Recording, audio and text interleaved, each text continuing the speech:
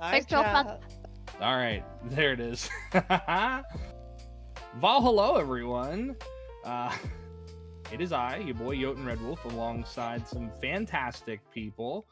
We're playing D&D today, and this definitely would not have happened. Well, it would have happened in some regard, but this particular group would not probably have happened without the charisma attached to Willow. So hello everyone, hello chats, hello shared chats, hello Layla's chat, Silas's chat, Naru's chat, Hey, everybody. and last but not least Willow's chat. I would say hello to my chat, but they know why they're here. They're like, we're just here for the D&D. You can still say hello to your chat. Yeah. Hello, my Ditch chat. your Hello. chat. I'm not ditching. I'm not. The I love my chat. disrespects. There's a low. But I fix. There we that's go. his holy lag. There it is. Who's lagging? It's. Oh, You're lagging? oh no. I feel like I'm lagging. I think I'm fine for the most part. Yeah. Also, Willow, I think your chat is letting you know that the rest of us on your end are a little you guys quiet. are low. Yeah, you're all good. I Okay. fixed it. We're good now. Perfect. Yep. Thank you guys for your patience. They're saying Naru's quiet. Neru's quiet. Neru. Like my mic or my. Or There what? you go. There you go. You were like, Is that you might better? have just been a little too There far you away. That immediately picked it Okay. up. Yeah. But hello, welcome in everyone. Also, thank you for your patience in advance for us getting everything set up. This is kind of new, so we might have small hiccups or scuff, but we are going to work through it. Back to the DM. Okay. Who is in charge? Oh, that would be me. That would be me. But hello everyone. If you are not familiar with me, my name is Jotun Red Wolf. I'm a Viking VTuber, professional dungeon master. And tonight we are embarking upon episode 1 of a long-term weekly campaign. Everyone who is at this table, with the exception of one person who had some real life things come up, everyone at this table has been selected to take part in a long-term campaign. So over the course of this campaign, there will be things that chat will be able to interact with, and I'll let Willow take that part over, because I don't understand how Patreon works. I am but a simple Viking. So Willow, could you please explain to everyone the perks and benefits of the Patreon and what they might be able to do moving forward? Yes. Okay. So first and foremost, where to find the Patreon is on my link tree in my about. You'll find that in my panels. And once you do find it, the wonderful things that Willow barely understands Patreon. Well, it's true. But what we have in Patreon is that you are going to be getting updates about the D&D story, behind the scenes, and also possibly, depending on who is available, some interviews and Q&As from different players and the DM, as well as the thing that most people are excited about, which is the NPC drawing. So you guys will be able to make NPCs and put them into a bucket, if you will, and once every other month we will grab one of those NPCs and add them into the story. So that's what's going to be found on Patreon. There will probably be more things coming down the road, but for now, those are your wonderful, exciting things to look forward to on that. Heck I'm yeah, really bad at talking, so back to and you. that's okay. I know that it looks like Layla got a raid. Welcome, raiders. Yep. We are playing D&D, so feel free to address the raiders. Yeah, no, Mogo, thank you so much for bringing in your garden to my chat. We're getting ready to start the first session of our long-term D&D campaign, The Parable of Memory. So thank you all for jumping in. We're going to be a little bit less talkative with chat today, just because obviously we're going to be doing a lot of role-playing and a lot of game stuff. So I would still love for you guys to hang around, enjoy the story, and keep chit-chatting in the chat and tell us how hype you are when hype moments happen and all of that stuff. Anyway, I will talk to you guys soon, but let's get going. Let's keep going forward. Fantastic. So just a few more things to go over. So episode 1 tonight is going to be a little bit different than what you've seen in other D&D streamed campaigns or what you've seen in other D&D campaigns before. Seeing that there is a very narrative bent to this campaign itself, we're going to be spending episode 1 tonight on introducing our characters, our players. So once we do that, then there will be a little bit more of an even distribution of tension at the table. But while it might seem that we're focusing more on one person than another at any given time, at least early on in this session, that is intentional. That is intentional. So given that that's the case, I don't know if I don't want to bother the mods to do this, but if the mods could put like a notice saying, you know, it might seem a little wonky or anything like that, or there might seem to be more player focus on one person than another, that is intentional. I'd appreciate that, but again, I'm not going to ask other people's mods to do that in any case. But tonight we tell a tale of several individuals who are were bound to encounter one another. So let me begin with our music. Ooh. Music.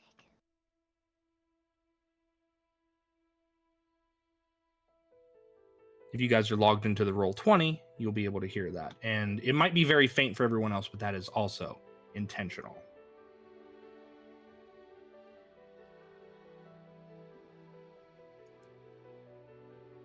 History is a tapestry of rise and ruin, of civilizations lifted on the shoulders of dreamers and dashed against the stone by tyrants, gods, and the unfathomable dark. Across the ages, this world of Tog Jera has endured the shuddering collapse of empires, the whispers of god kings, and the hungry march of demons. It has withstood the fall of celestial bodies, the shattering of continents, and the quiet erasure of stories lost to time.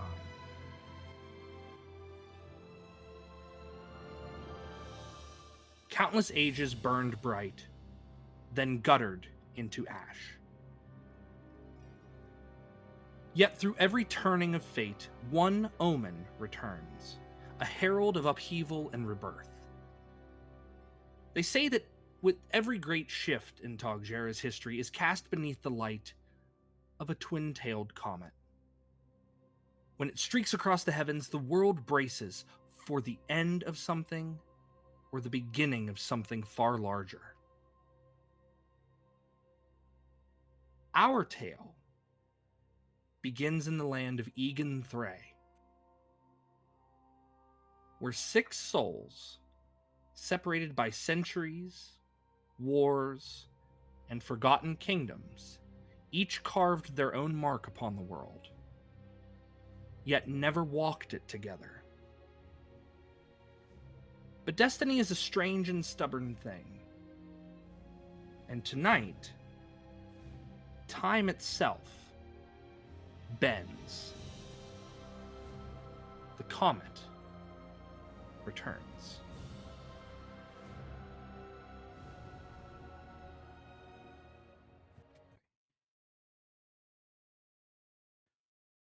As we drag ourselves to our first point in history,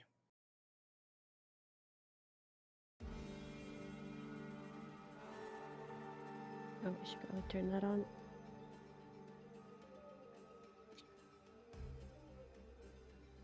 screams fill the air.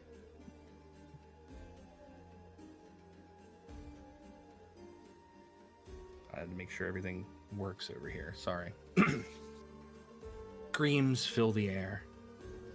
The rain is fresh upon the ground, giving an almost clean scent to the air. However, the taste of copper lingers in your mouth. I like it. The secret, protective hamlet of Nev Balar can only witness its own shadow being rent from its form by means of a dull, rusted razor. Knights and shepherds of ruin and rot displace the citizenry as rain falls in a pathetic attempt to scour the once verdant ground of the crimson lifeblood that has been spilled this day. Varindor, could you describe to us who we see, but please do so on the predication that you are dying and you're about to succumb to your injuries very soon? Who do we see? That's your cue, Silas. My mic was muted. So who do I see? Is it from my lore standpoint? Yes. Okay. Oh God. So describe to us who we see. Like, who is Varindor? Describe him to us. Okay, sorry, I'm having a little bit of stage fright. You're doing great. Let me pull up my character sheet real quick. Take your time.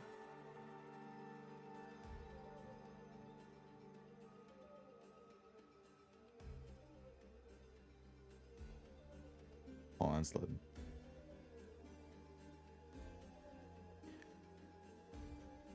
Okay. So just introduction to me.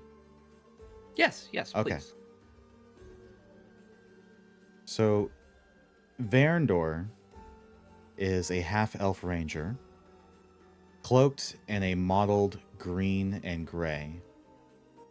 He holds a long bow in his hands almost at all times, and he always stands guard, protecting the shrine.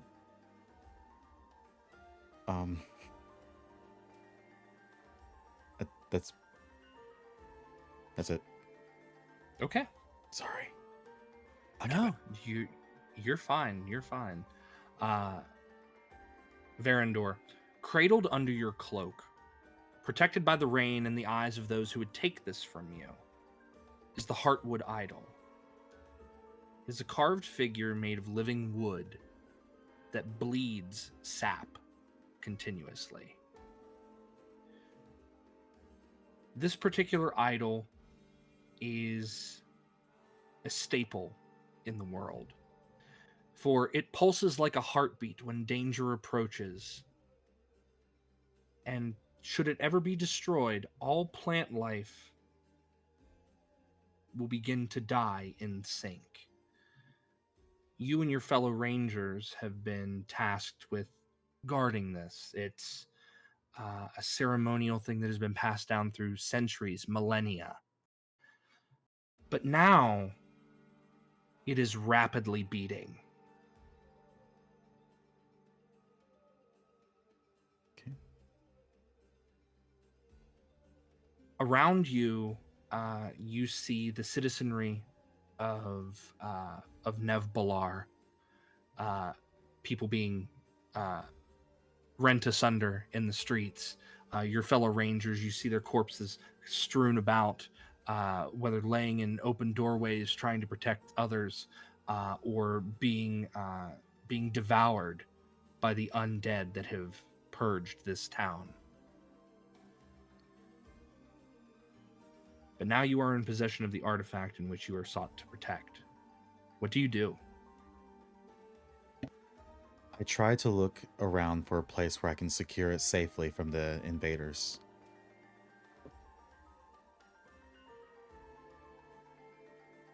Hmm.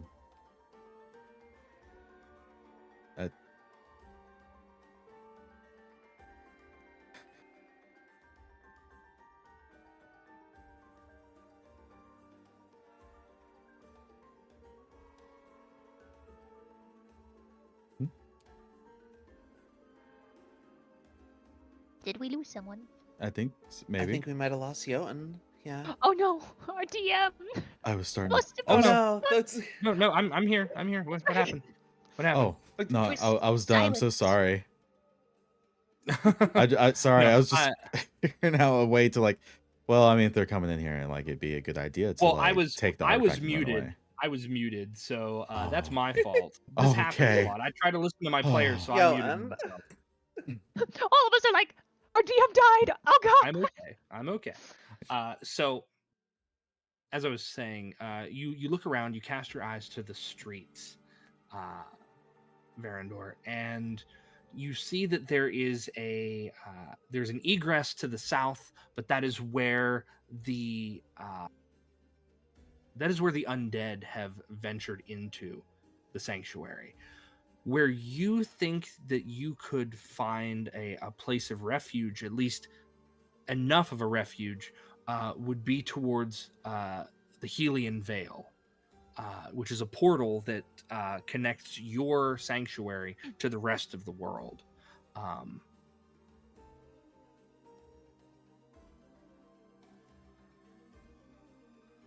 So what would you do?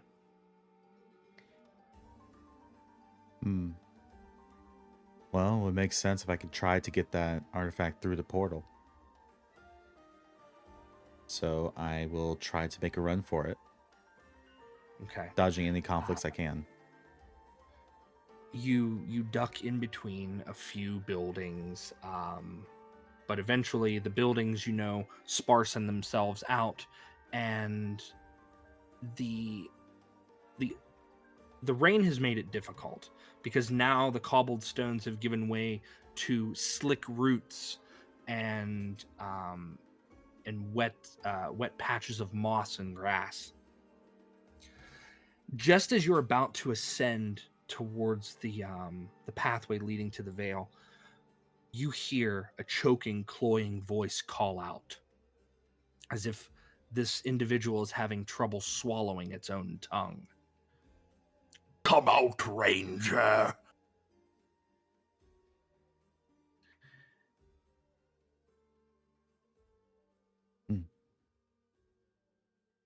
No. No. No. No.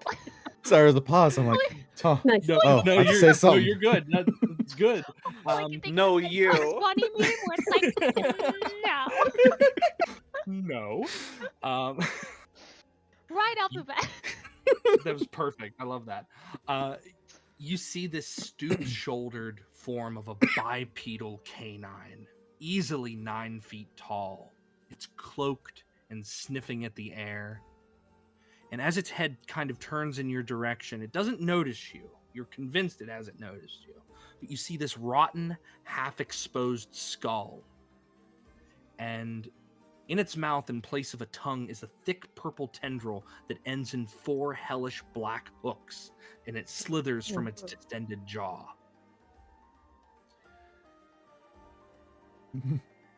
Mm-hmm. As you've made your escape, you've heard some of the undead speak this figure's name, Mobano.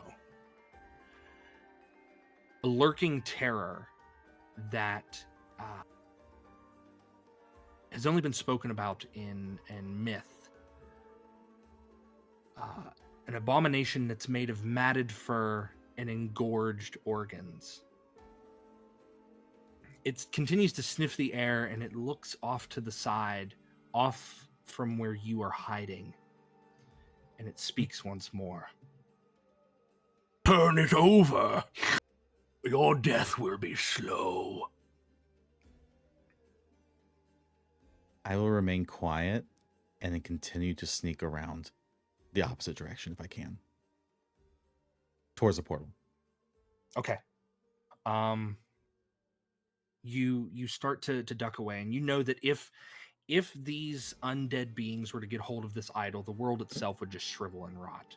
But as you slink away underneath some of the heavy roots of a massive tree that the portal itself is housed within, you see it. You see the veil. The portal itself swirls and crackles, and the ley line stones that are holding it together are not going to be able to do so for long. This last great means of travel for druids and rangers of your world to venture to other destinations is not going to last. You see that the magic that is holding it together is weakening. And the portal itself, while normally capable of carrying you or others or groups of people, you know that it wouldn't be able to take you. But it could take the idol. Okay. Well, I'm going to make a mad dash for that portal, and I'm going to chuck the idol, straight through. As you throw the idol overhead, you see this cornea of light that surrounds a twin-tailed comet that streaks through the sky. And just as you release the idol, something collides into your back. Something heavy, something big. You smell the wet fur and you smell the rotting flesh as the idol slides from your hands inches from the portal itself.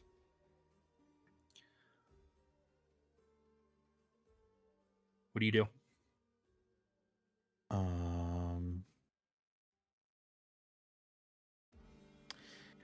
Do you think Earth Tremor would like shake it towards the portal? Yeah. You And don't have everything to. You around don't me? have to actually cast it. You just tell me that that's what you're doing. So, Okay. I want to shake the earth, and hopefully the debris will launch it towards the portal. Okay. You shake the ground, and the idol trembles, and you watch as it slowly rolls, and eventually it passes through because you notice that the magic swirling within the ring of the veil collapses. You see no sign of the idol any longer. The heavy trees that bore the weight of dozens of millenniums start to begin to crack and shatter as well because the ley line binding has completely collapsed. You watch as this massive canine-like form grips you by the shoulders. You feel its nails digging in, and as it's about to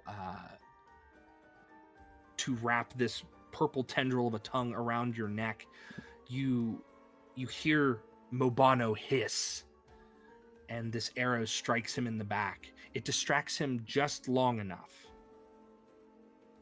that you see one of your fellow rangers, Methelin. He collapses to the ground, dropping his bow. As everything starts to crumble around you, literally the veil, the trees themselves, the world goes black. Mm.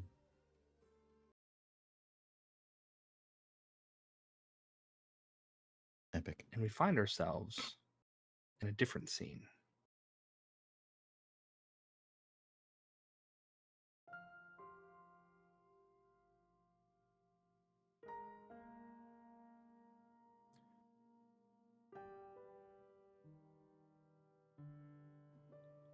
A soft, private laugh is shared as you stand among the Everwood Glen with the Dame of Thorns. Your forehead touching in a silent display and declaration of your feelings towards one another.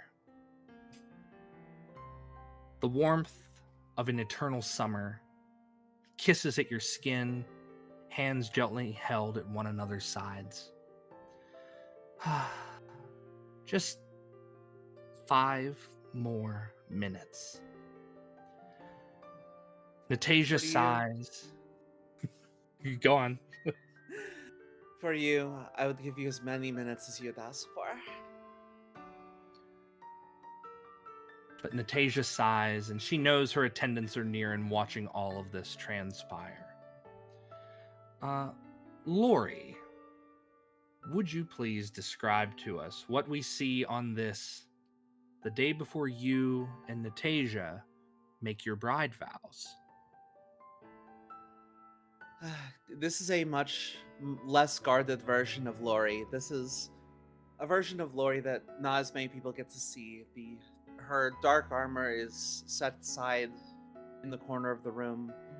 Her her green half cloak is hooked up on the door. She's just in a blouse with her wild red hair kind of falling down her shoulders, just enjoying the peace and the affection of the Dame of Thorns. Her freckled face is just brimming with the widest smile that she can manage. So Lovely. Off in the distance, you hear a man clear his throat. "Miladies." And you see this it's a small pixie man. He has an upright daffodil hat and a long iridescent waistcoat with tails as he slowly floats closer. His features themselves are angled like a dog-eared piece of paper. "I beg to inform thee that the guests be arriving, and you really should be receiving them. It is for your ceremony, after all." do we have to? It would be improper to send them away, right? And Natasia nods. She's like, it would be very it'd be very rude to turn away our guests, especially since tomorrow's our day. Yes, and if I could do anything, I would make tomorrow today so that we could just get to it. The ceremony is fine. The ceremony is nice. I just want to share the day with you. But I understand obligation, and I understand that we have guests to entertain, so I will grin and bear it and put on my armor and my cloak for you. And Natasia, she stops you. She grabs your hand just a little firmly, as if, she wants to savor one more beat, one more heartbeat in your presence. She stares at you for several moments longer, and she places a hand gently upon your cheek. In her full glory, there's a crown of thorns on her head, 2 massive roses serving as muffs against her ears, with motes of gold and silver just magically woven between the strands and the petals. Her hair, bright as sunshine, skin fair as the moon, and eyes bright as peridot crystal. Shall we? And she extends her arm and she waits for you to link it with her. For you, always. And she will offer her own arm and she will walk along with her towards their obligations. Her dress trails behind the two of you, giving no sign of her lower half. The fabric itself seems almost woven from starlight and fog, almost fading into an ethereal mist at her feet. Halos. The dress continues upward, reaching from an evening hue to Currently a doing belt our of D&D session. afternoon warmth, I won't be able to talk and much. higher still to a morning's worth of comfort in the capped sleeves. The two of you walk along these half-flooded paths of the glen, able to see from the parapets various carriages and chariots and other such conveyances arriving outside the golden walls of this castle. A quintet of grigs, all alike in appearance, they emerge from a pea pod drawn by no more than 18 darner flies. Another is an upturned teacup atop the back of a bulbous tan hop toad, carrying with it an aged brownie with a walking stick made from a cast-off remnant of the world tree itself. And even still, some figures walk along the aged paths. A figure in a dusty gray burqa is attended by several more sprites, each carrying a hook with a bell that rings upon every step that they take. That which follows is a long apothma of courtly Aye, ritual and May I have greeting. everybody's attention, please? Ads have started. Thankfully, But fear time not, passes no for they slower shall here only than the last world about outside 3 of minutes. this. It's really not This that long. is the event of the season. The uniting of hearts beneath the first lights of first summer's sun.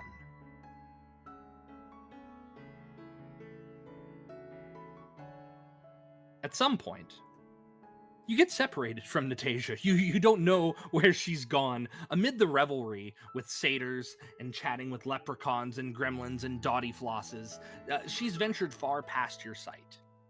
What do you do, Lori? Well, as much as I understand that I'm obligated here, we're supposed to be entertaining people. I feel antsy with her not being around. I feel most comfortable in these big public situations. They're more her thing. They're more her kind of event.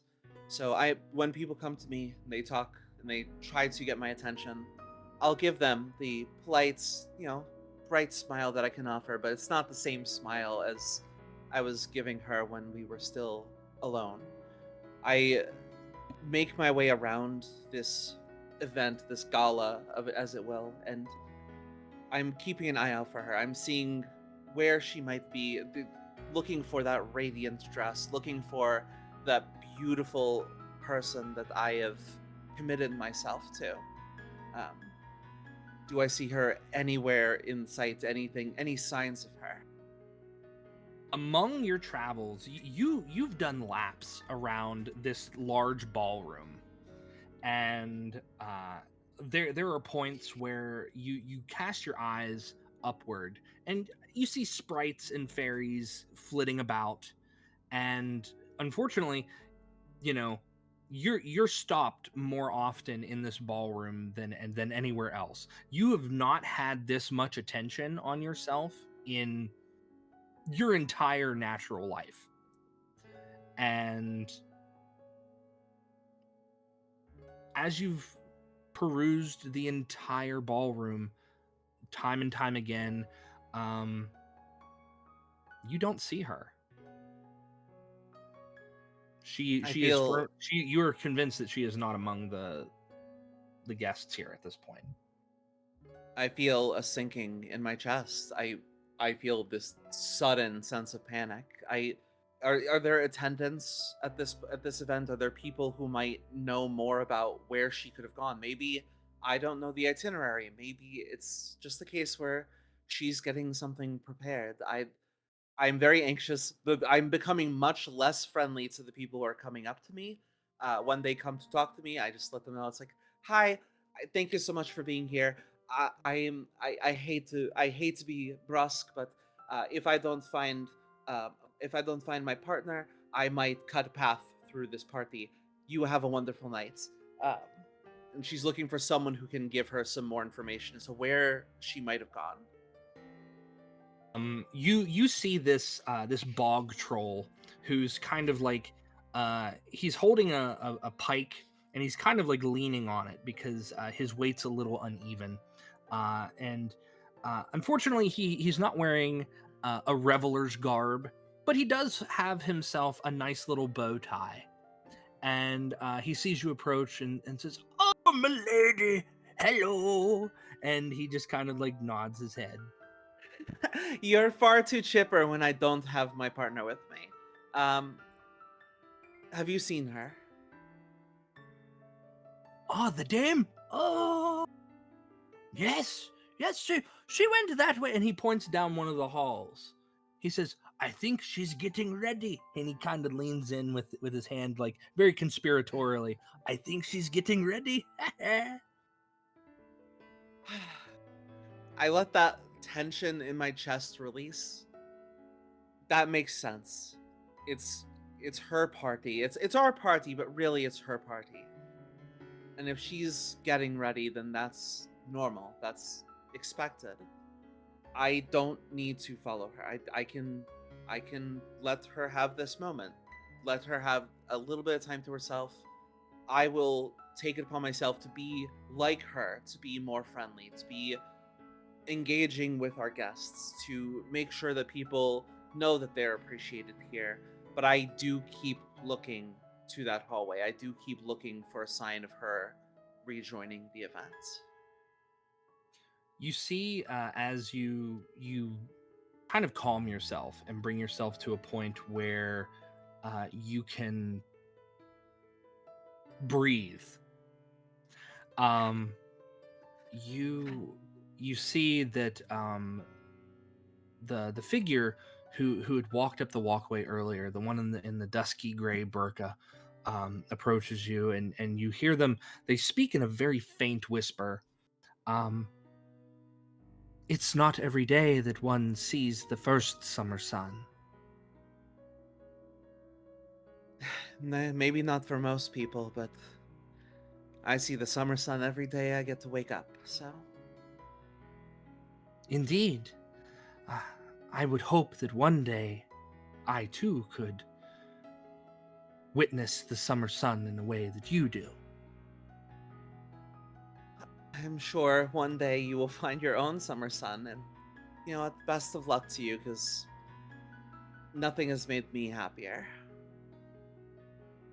And the figure nods their head, and you see one of their attendants Kage, kind of like welcome in. leans Thank you for in the and follow. whispers to them, and they kind of make a hand motion to you like, "Oh, I must go," and they silently excuse themselves from your presence.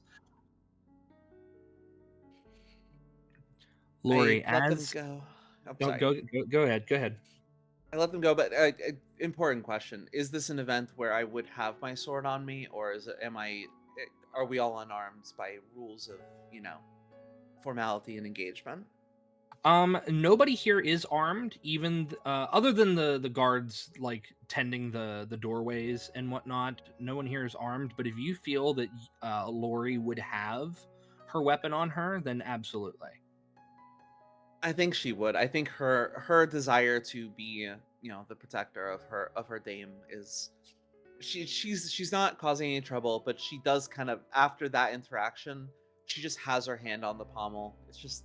It's just a nervous tick. It's just the feeling of like I something isn't it doesn't sit right in my stomach, but I'm overthinking it.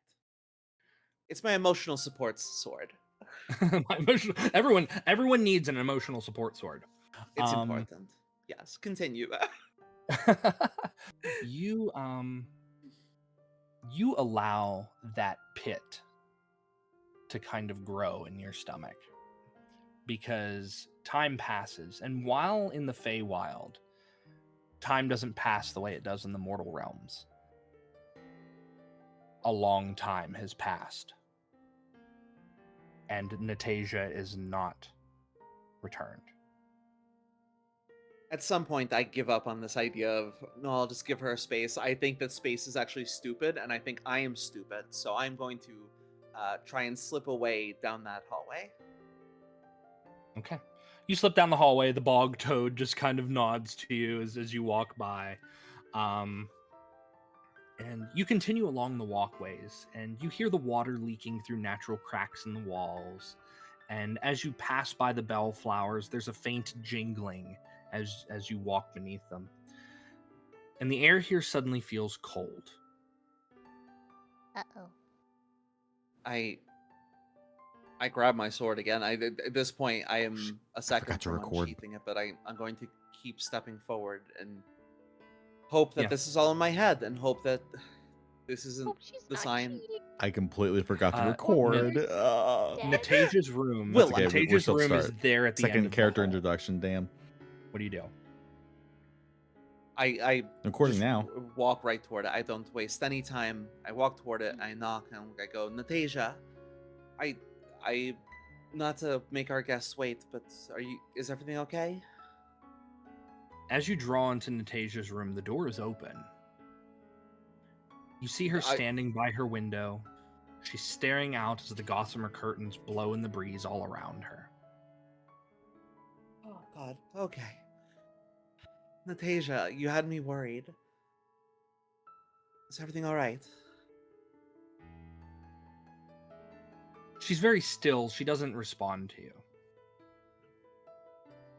I walk forward. I touch her shoulder. I want to get a better look at her.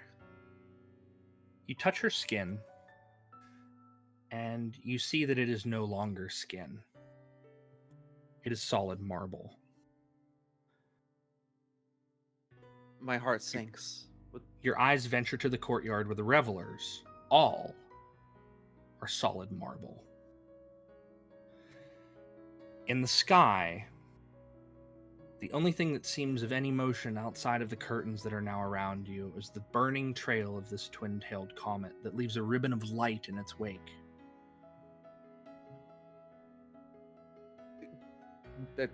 No. What? I run, like, I can't leave her. I can't.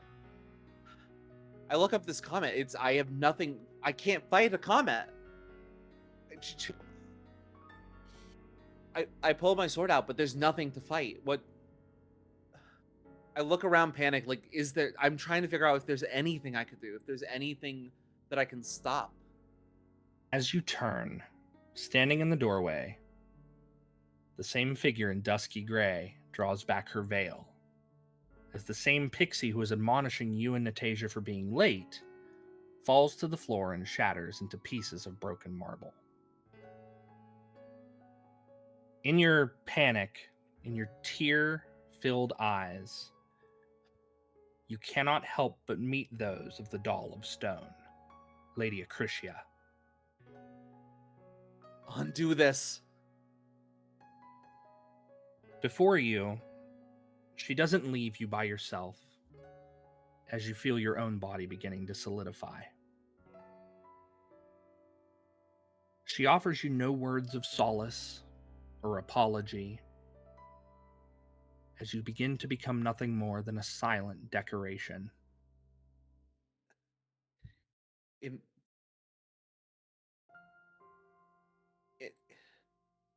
In my last moments before the stone takes me over, for one, I throw my sword at her.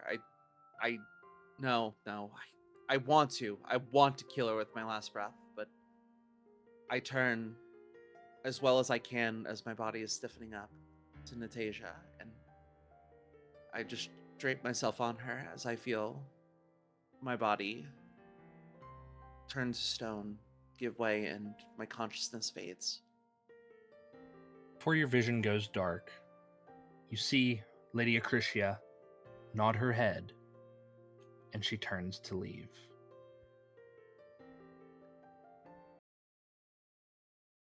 But now our tale has to go somewhere else.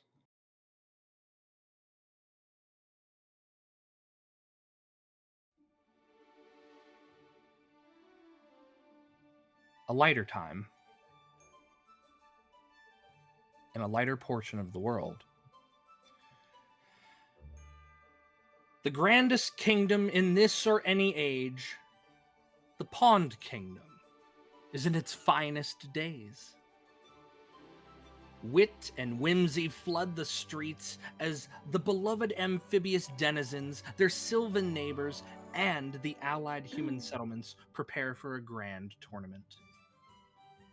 The smell of street vendor food permeates the air. The sounds of pony hooves and troubadours echo the streets. Mirth and merriment abound. Within Castle Lilyrock, the Queen Mum, Queen Marbles, hurries along with her immense train in tow, and she storms into one of the castle bedrooms to look around, her heavily painted cheeks puffed out in frustration. Pebbles! Pebbles! And following behind is her bearded, browbeaten, beleaguered husband, King Padwick, looking just as small as ever next to her impressive frame. He scurries along to the balcony of your bedroom, Pebbles, and he points to a string of bed sheets tied to the balcony itself, leading down to the courtyard below. Oh, look, Marby dear! Pebbles, what do they see as you descend this this trail of bed sheets?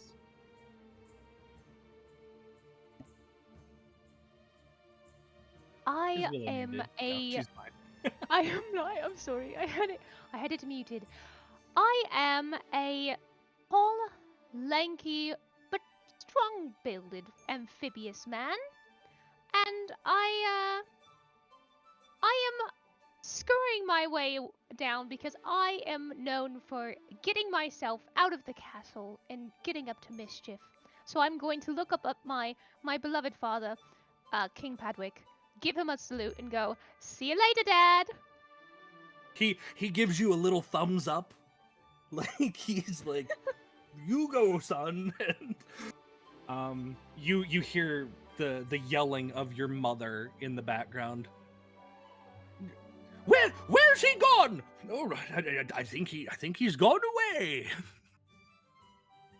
I'm gonna give him a cheeky wink and scurry off. Okay. As you make your way down, you have no intention of going back inside the castle, especially since it's another day of watching jousts and having to sit still in the throne room while other dignitaries bow and pomp before you and your family. So where do you go? Where does Pebbles go? Well, the town is alight with merriment and activity. so many festivities. Well, first I'm going to find myself in the market, and I'm going to get all of the snacks I'm not allowed to have at the castle. So I'm gonna have meat sticks and sweets and things that I'm normally not allowed to have and partake in, and on top of that, maybe a small dibble of mead. 'Cause I'm Snackaloo. Thank you for the technically follow. I underage, and appreciate I'm not you. allowed to have any because in the Podling Kingdom, you must be a rather aged amphibian to partake in such merriment. So I'm going to just go about having things that I'm not supposed to. Fantastic. There's everything from smoked meats to candied fruits. There are berries dipped within very fine chocolates. And the streets themselves do not recognize you without your crown and your finery. And there are plenty of things to see and do. There are games of chance, performers in the streets.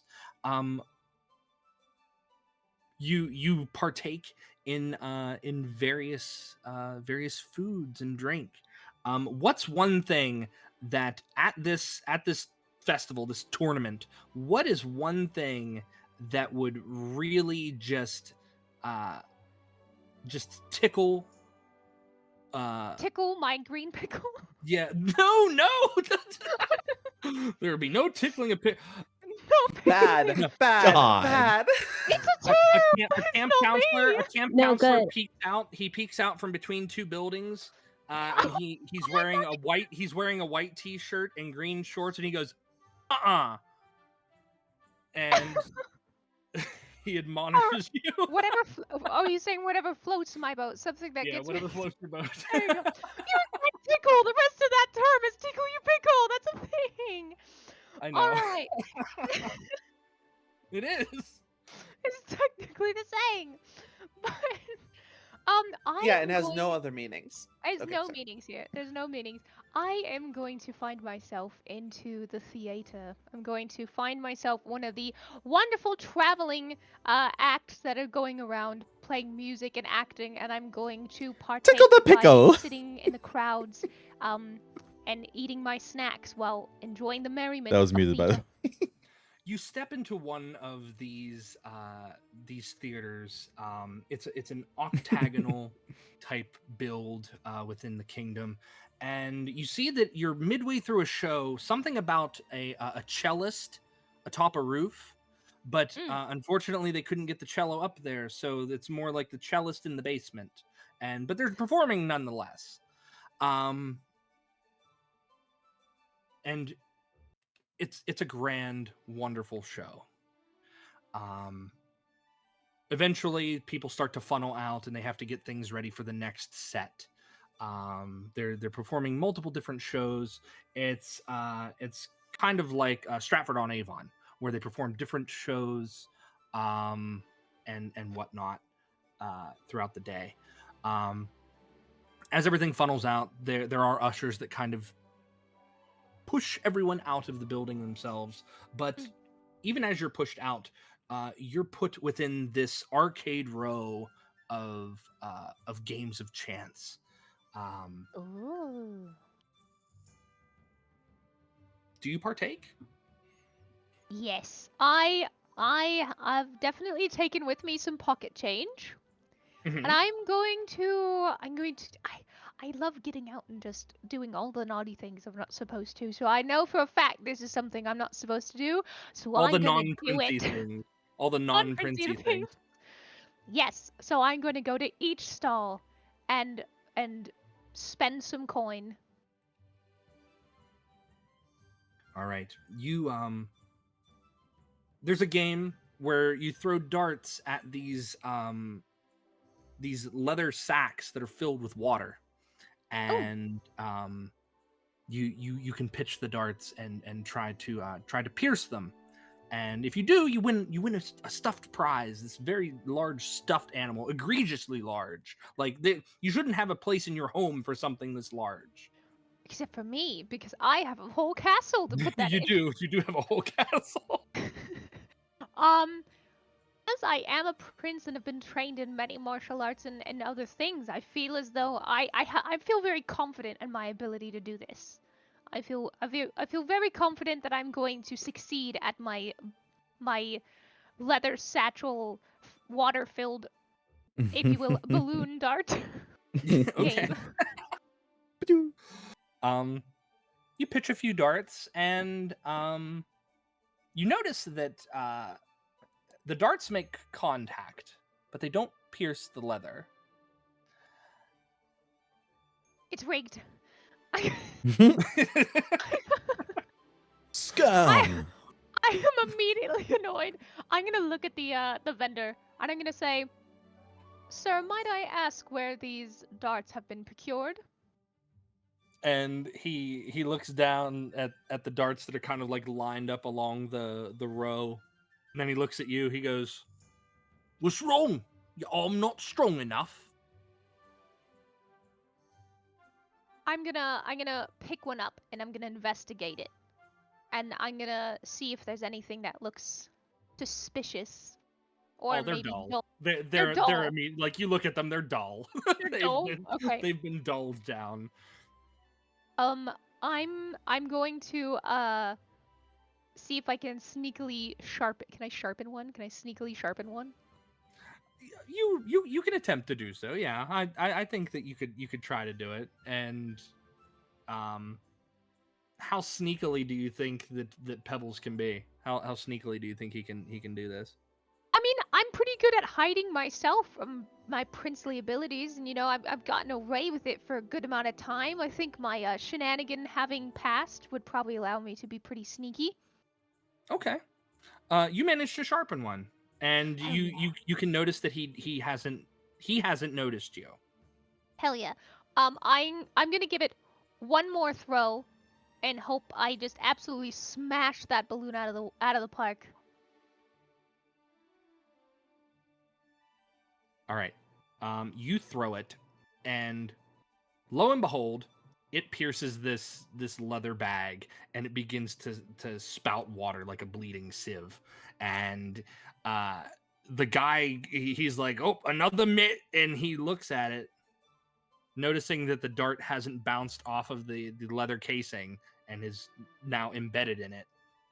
And he looks to you. He looks to the bag. He says, "We have a winner!" And he claps his hands, and you see all of these massive prizes just kind of like hung down from the top of this booth. Ooh. Do I get to pick one? He reaches under and he pulls out a small little basket that's filled with very tiny stuffed animals I'll that look take very it. poorly done. I'll take it. I'm just happy to have something from my journeys, my adventures. So I'm gonna take a little a little rabbit, and A I'll little take it with rabbit. me. Mm-mm. Okay. You take yourself a little rabbit, and you can see that the stitching is off. The eyeballs are lopsided. The ears probably were supposed to be upright, but instead they're flopped, but not in a natural way. And you think one of the ears is actually backwards. Oh, Um, so it's very much like the bottom of the bin carnival prize. yes. I'm gonna take my rabbit and put it in my pocket, and I'm gonna tip my hat and go, "Good day, sir," and I'm gonna waltz along and keep going. And you notice that he looks over at the bag, and then the water's like leaking down in, and some children kind of run up to it. It's like, "Oh, can we try?" And then eventually you're kind of absorbed into the crowd. But as you finish tucking that rabbit away into your pocket, you hear a commotion in the direction of the castle. Uh-oh. This I'm gonna commotion. go Go over ahead. there. No, no, I'm no, gonna you I'm go gonna ahead. head towards that noise. The commotion begins to turn into a ruckus, and then there's a loud crash and a rumble that follows, and then everything is soon utter chaos. Massive boulders sail through the sky and crash into the castle walls. Some bounce and land nearby on residences, shops, and citizens alike. The fun is stifled in an instant as the town guard rush to assist. Pebbles, the sky goes dark as a hail of arrows blots out the suns. Horses neigh and screech as guardsmen fall where they stand. What do you do? I'm going to rush towards the closest group of knights and guards, and I will take off my hat and start commanding. Um, okay. Men, we're under siege. It's me, Prince Pebbles. I was out in town, but this is not the time to ask why I was here. We must get everyone out, evacuate everyone to the west side immediately. I must go see if my father and mother are right. And I'm going to start skedaddling towards the castle. As you begin to skedaddle towards the castle, someone clutches your hand, and they take it very firmly. Oh. You see the face of the head royal guard, a gnome by the name of Bensington, and he's bloody and he's wounded. My prince, we must flee. The armies of Stonemeyer are at our gates. But what about my father and my mother? Alas, the castle has been breached. I cannot vouch for their safety, but I can assure yours. Please, come with me if you want to live. But I can't just leave them there. They're... My prince, I'm afraid they're probably already gone. But what of my people? What do I do for them? If you are captured, if anything happens to you, the Pond Kingdom will fall. But I'm returning. I will Ignore return, what I just correct? did. And he nods but you can see in his face it's more along the lines of that is an uncertainty that nobody can be sure of. Right, I'll follow suit with him. You wind through city streets watching as arrows take out both guard and citizen alike. No, that's Your not what I meant, exodus, Alexis. though, is short-lived. Something popped up in the bottom right hand corner. As riding forward along a damaged section of city street, atop a crimson-coated steed, flanked by two heavily armored ogres, Show you, you're awesome. is Thank Duke you. Earnhardt of Stonemeyer. Burn the homes, plunder whatever holds value, and take no prisoners. I'm going to, I'm assuming I'm close enough for him to hear me, right? Yes, absolutely. Okay. What business do you have here? Why are you doing this?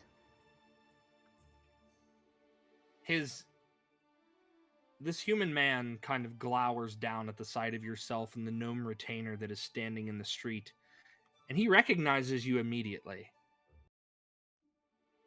Oh, what fortune smiles upon us! Men, bring me that princeling while you're at it. And you see Bensington kind of like impose himself between you and these approaching ogres. And he says, "Over my dead body!" And he brandishes his sword. But faster than you can react, Bensington is snatched up, and there's a spray of red as he is halved Bensington! before your very eyes. No! That is the idea, Earnhardt You says. As he monster! sneered. Well, surrender or die, princeling. It's your choice. I would never surrender to the likes of you. So what do you do? Do I have my weapon, like my little Yeah. dagger on me? I have my dagger. Okay. You do. I am going to try to go for the eyes of one of the ogres. Okay. One of the ogres goes to reach down and grab you, but you're quick and you're slick because you yourself are a frogling. You have slippery skin. He goes to grab you and you slip free and you pierce your dagger into his eye. And as he rears up, it gives you kind of like a higher vantage of things. The ogre that ate the half of your gnome retainer, he drops the lower half of Bensington and looks up at you, his face covered in red gore, as he goes to kind of like grab at you from atop the shoulders of his companion. What do you do? I'm going to try to lunge towards Duke Earnhardt. Like from on top of the shoulders of the orc, kind of like push myself off, and I'm gonna go for a stabbing motion trying to get to Earnhardt. Okay. You go to jump, but as you jump, you feel this odd warmth against your chest. Probably right between your ribs. And that same warmth radiates through your back. And you find yourself held aloft. Earnhardt looks up at you as you slowly descend upon the blade of his sword. And he flicks his sword to the side, casting you to the ground. Yeah. As you lay there, your vision is focused upon Castle Lily Rock. And he and his men step over you. They continue along, unbothered, because their goal is within your view. Castle itself.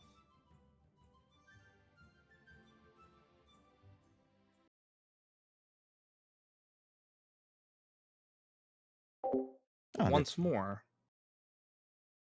our story, regretfully, has to go somewhere else.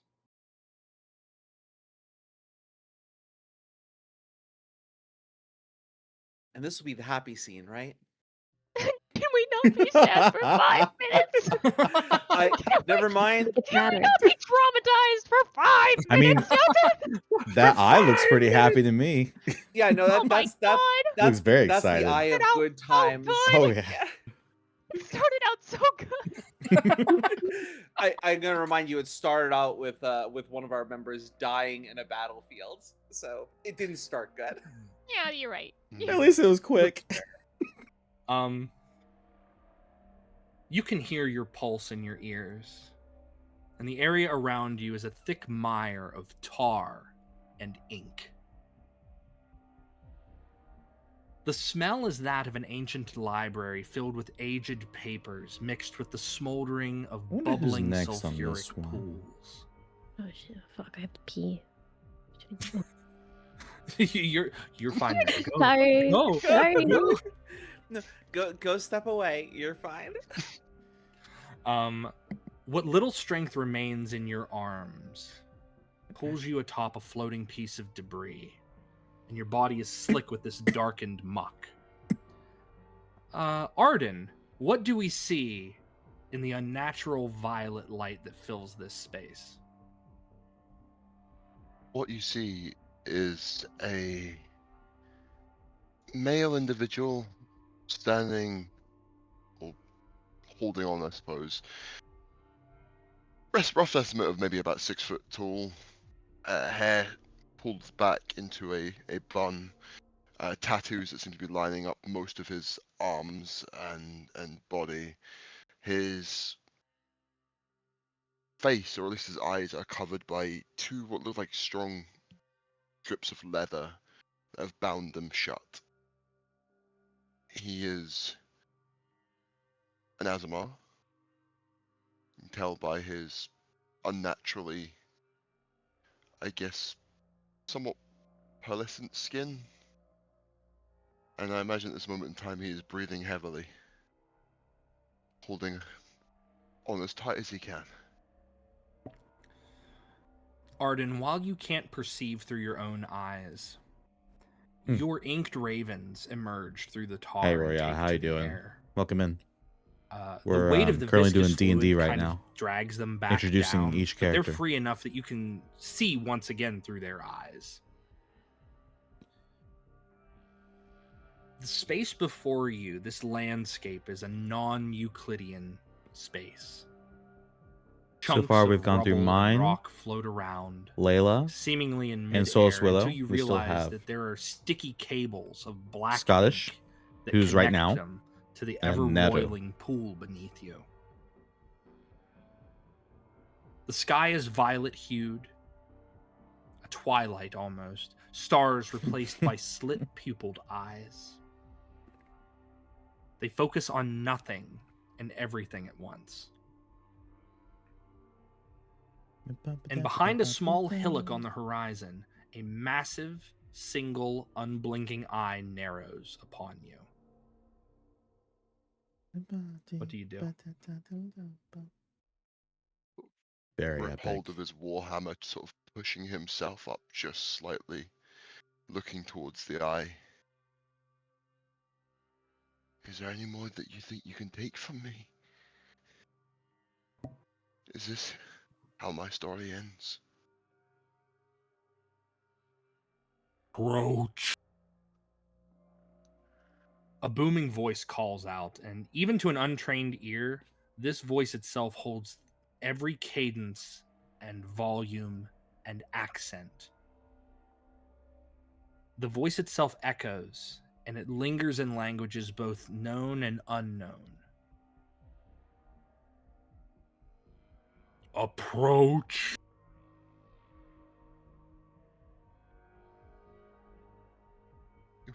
Pull himself up to his feet so he stands up fully.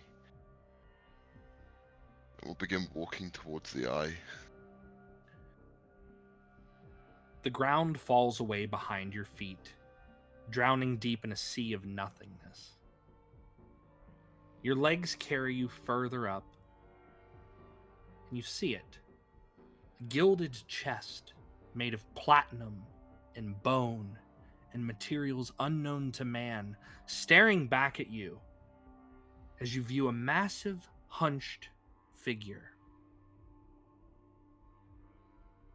Its cicada brown skin taut over alien bones, elongated fingers prying apart the swaddling of a small bundle. The visible portions of pulsing brain matter thump and throb between an odd cage of ribs, forming a crown on this creature's head and its hump.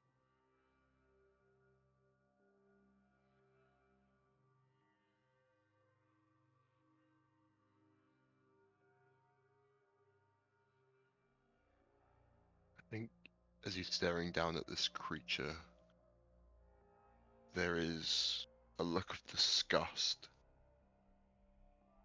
Whatever this thing is, it needs to go. Gates butt. It needs to die. Hey, Such Nova. small, fragile things. Welcome in. We're gonna be quiet. Another for voice echoes out, most of all this. languages, all at once, even though they aren't spoken through a mouth, but through a thought. The creature turns a chameleon-like eye in your direction, and suddenly there's a searing pain in your skull, Ardyn.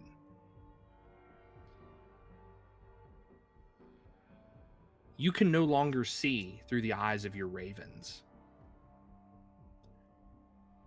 The leather bindings on your eyes burn away to ash in an instant, and you are forced to see.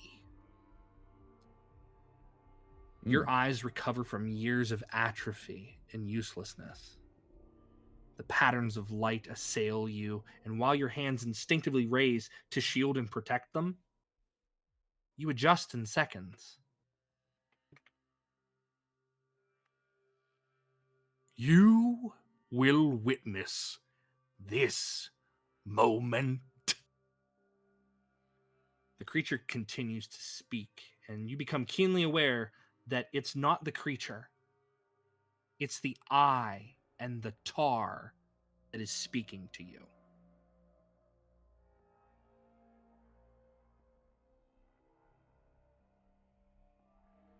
I think as he's blinking, getting used to something he's never used before properly, the fear begins to creep in as everything around him, everything is his enemy.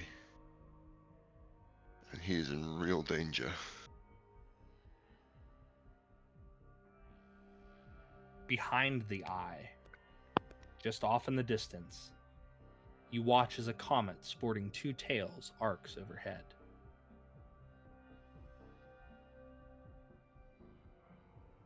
What do you do?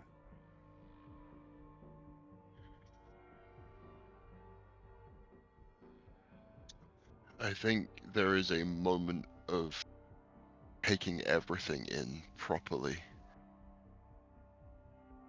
He'll try and reach out and see if he can summon one of his ravens again. See if Afreet will answer. Your ravens answer, They respond to you, but they are flying around blindly. You watch as if you had relied upon them for your sight for so long. But seeing that they cannot provide you sight themselves, it's very clear that they need you as much as you need them. I'll try and draw them back to my skin, back to some safety. Hope that works. You pull them back in, and the ink that has kind of lingered on your skin that you've crawled up out of almost completely blocks them. Normally they can just phase right back into your skin and mesh with the natural curvature of your muscles in your arms and your body, but they struggle, and you watch as they struggle, and it's almost painful to watch them struggle this way. Much like a creature getting lost in quicksand or a tar pit, it thrashes around helplessly, and it just cannot bring itself to meld with your body anymore. The level of rage that begins to build up inside him before he looks back towards the eye. Then tell me, giving me my sight back, what am I here to witness? Show me. Show me it all. You're given the moment to observe. Poor Pokemon. The large brown creature lowers the swaddled bundle into the chest. And as it does so, lashes of inky tendrils grip at your arms and legs. Ardyn, as you're held in place, a vibration shocks the air, and soon the creature is directly in front of you. Its multi-jointed palm and fingers pressed to your face, and your vision is flooded by a black cloud. And the last thing you see is the lid closing on the chest. Remember this, the black flood, the slithering will of Zophilus, as it takes your world and blots out the light. Remember this, God-born mortal, as a day in which this world will never recover. Your influence will be severed, and none will know of your name. I'll answer. The tendrils amass over your body and pull you down, flooding your mouth and nose. The voices echoing around as even your ears are covered by the noxious mire. You can sense the words being spoken in every language once more. Zophilus. Zophilus. Zophilus.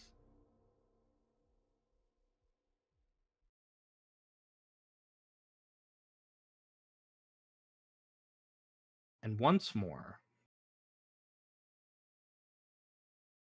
our tale moves along.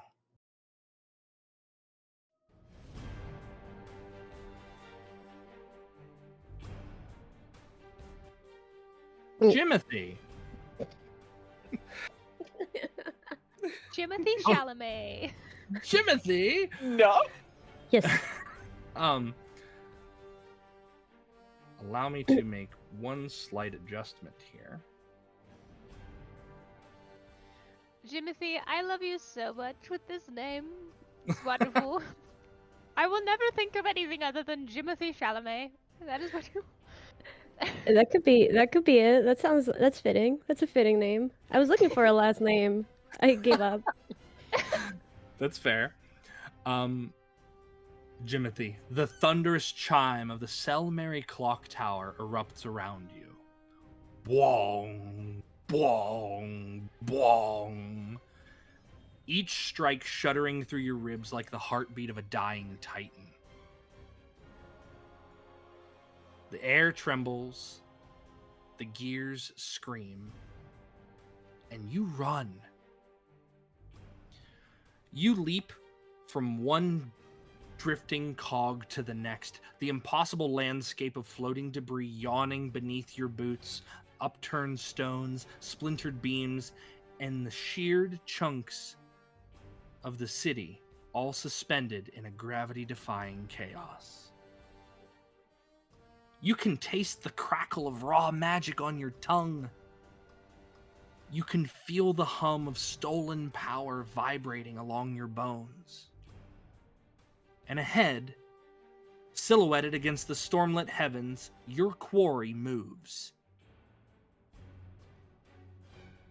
Gideon Strake, the architect of this catastrophe, the mastermind that broke the streets from the earth, bounds effortlessly from platform to platform. And he never glances back. He never falters. He never gives you the satisfaction of acknowledgement, as if he knew you would come, as if he had planned for it. But in this moment of pursuit, we turn to you. Jimothy, what do we see racing across this sundered skyline, defiant in the face of this annihilation?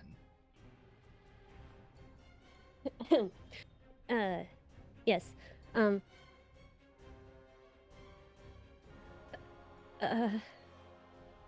Yes. You see a boy of undeterminate age, but definitely boy aged, and with wearing beautiful frilly clothes, befitting of a noble, that are signs that he doesn't usually physically fight. He usually fights with his mind, but he's been put in a situation where he has to take action. That said, he's fairly short, pretty skinny, not very strong looking, but stylish. He is, yes. And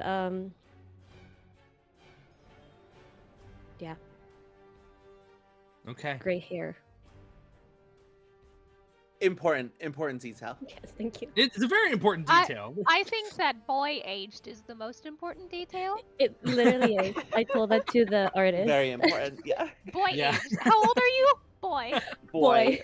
Boy. How old Boy. are you? Clearly, I'm boy aged. Why would you Boy. ask this question? Yeah, how Yes. could you? I'm also obviously wearing shorts. Just in case. Obviously. Pants are like little, Classic boy age yeah. clothes. Yeah. Yes, boy age yes, clothes because you're boy age. yes. Frilly clothes, boy shorts, boy age. Boy shorts. Boy. Boy shorts Boy are a different shorts, thing. Boy. Just for the record. They actually are. Boy. Oh Sorry. my gosh. What can we tell you Boy. about? What can you tell us about your character, boy? Mhm. I Just mean, boy. that's 50% of the character. Come on. That's It is. Okay, fair. yeah. Right? He is boy, and boy is him. Well, Jimothy, your memory flashes like lightning across the horizon. You remember the instant this nightmare began. Strake unveiled his so-called mana amplifier. Its frame was a twisted lattice of arcane copper and glimmering crystal. You watched in horror as it drove itself into the earth like a vampiric stinger, draining the lifeblood of the world's core. The streets around you melted upward, pulled aloft as if the sky itself opened its greedy maw. And all of it, the chaos, the destruction, the storm, was funneling into one place. The Selmary Clock Tower, the tallest spire in all of Egan Thray. Its ancient stone face glowed with a sickly radiance as the storm above twisted into a spiraling unnatural vortex, each gust feeding the device's growing hunger, and something ancient and terrible was waking in its gears. But you can't let this guy get away. So what do you do? Tell us what you do, Jimothy. Where is he standing? Is he like he's like jumping from platform to platform, right? Yes. I take out my gun. Do I have my gun? Yeah, you have your gun. And I'm aiming for his leg. I'm trying to I'm just trying to slow him down. Okay. You fire your gun and it connects with his leg, but you watch as the magic in the air, as the bullet pierces the muscle, and you watch as there's a spray of red. The magic around it knits the flesh back in place. Strake looks down at his leg and smiles.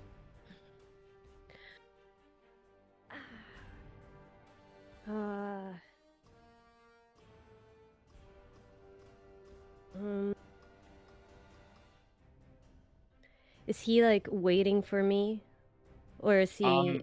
He's still moving. He's still moving. If he gets But is he, away, okay. Is he like taunting me though, or like can I catch him? you think that you can catch him. Then I'm running. You have that boy speed, right? So you can catch him. Boy, speed. Luckily for me, I'm wearing my comfiest shorts, which allow me to leap from cog to cog. So I'm gonna do my best leap. Okay. Everything seems to work with you in this moment. The as you jump, you feel like you're going to miss the next platform, but another floating gear kind of catches you mid-flight and carries you a little bit further, almost as if it knows that you need to be in this moment. As you continue, a brilliance tears across the firmament, and there's a twin-tailed comet, a sliver of hope, this cosmic omen, and it streaks through the roiling black clouds. But just as the clouds swallow the light of this comet, it reforms the sky itself, and it's almost as if this comet never existed, and that moment of hope is gone.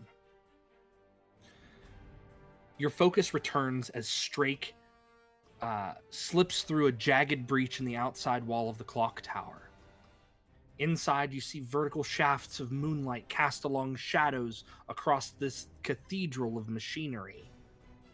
Colossal gears turning with ancient resolve, chains rattling like metallic serpents. But you see Strake climbing higher and higher still, staying just within reach, knowing that you are going to get to him. And your keen, intuitive brain tells you that he's goading you along. I know it's a trap, but there's nothing else I can do. I have to keep climbing. There's nothing else I can do. Is there? I mean, do you think that there's anything else that you can do? If I lose track of him, that's it. No one else is following him, right? You look down below and you see like there are members of the citizenry, there are members of the police force, and they can't do what you're doing. You've worked with the police force before. You know that there are detectives that have been helping you track him this entire time, but you're moving further along than any of them possibly could. I've been after this guy for so long. I can't afford to lose track. I have to trust in my climbing abilities. I know that whatever's gonna happen, I have to take a leap of faith, and also a physical, literal leap, because I'm climbing up the gears.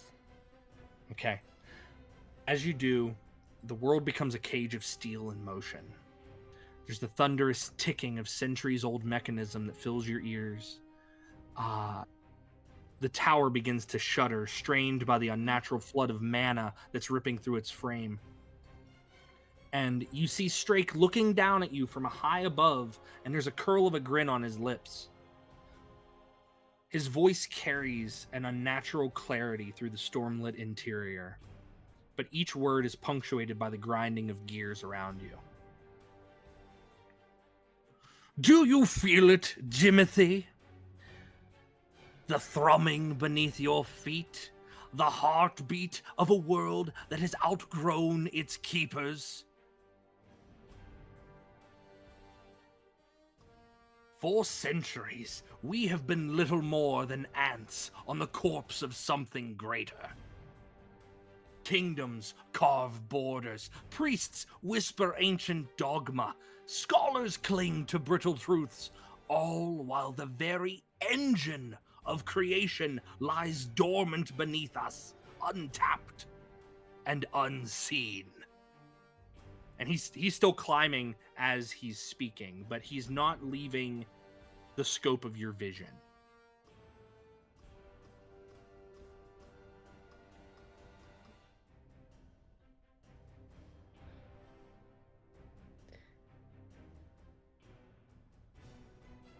I climb after him. Oh, sorry. No, go ahead. No, I was gonna say I climb him. after him and I yell and I say, "Hey, the only thing I can feel is the tremors of the city and the cries of the people. And it's not that it's not that I serve the people. Is that I can't let you get away with this because this is the case that I've been following for so long. I don't care. I don't.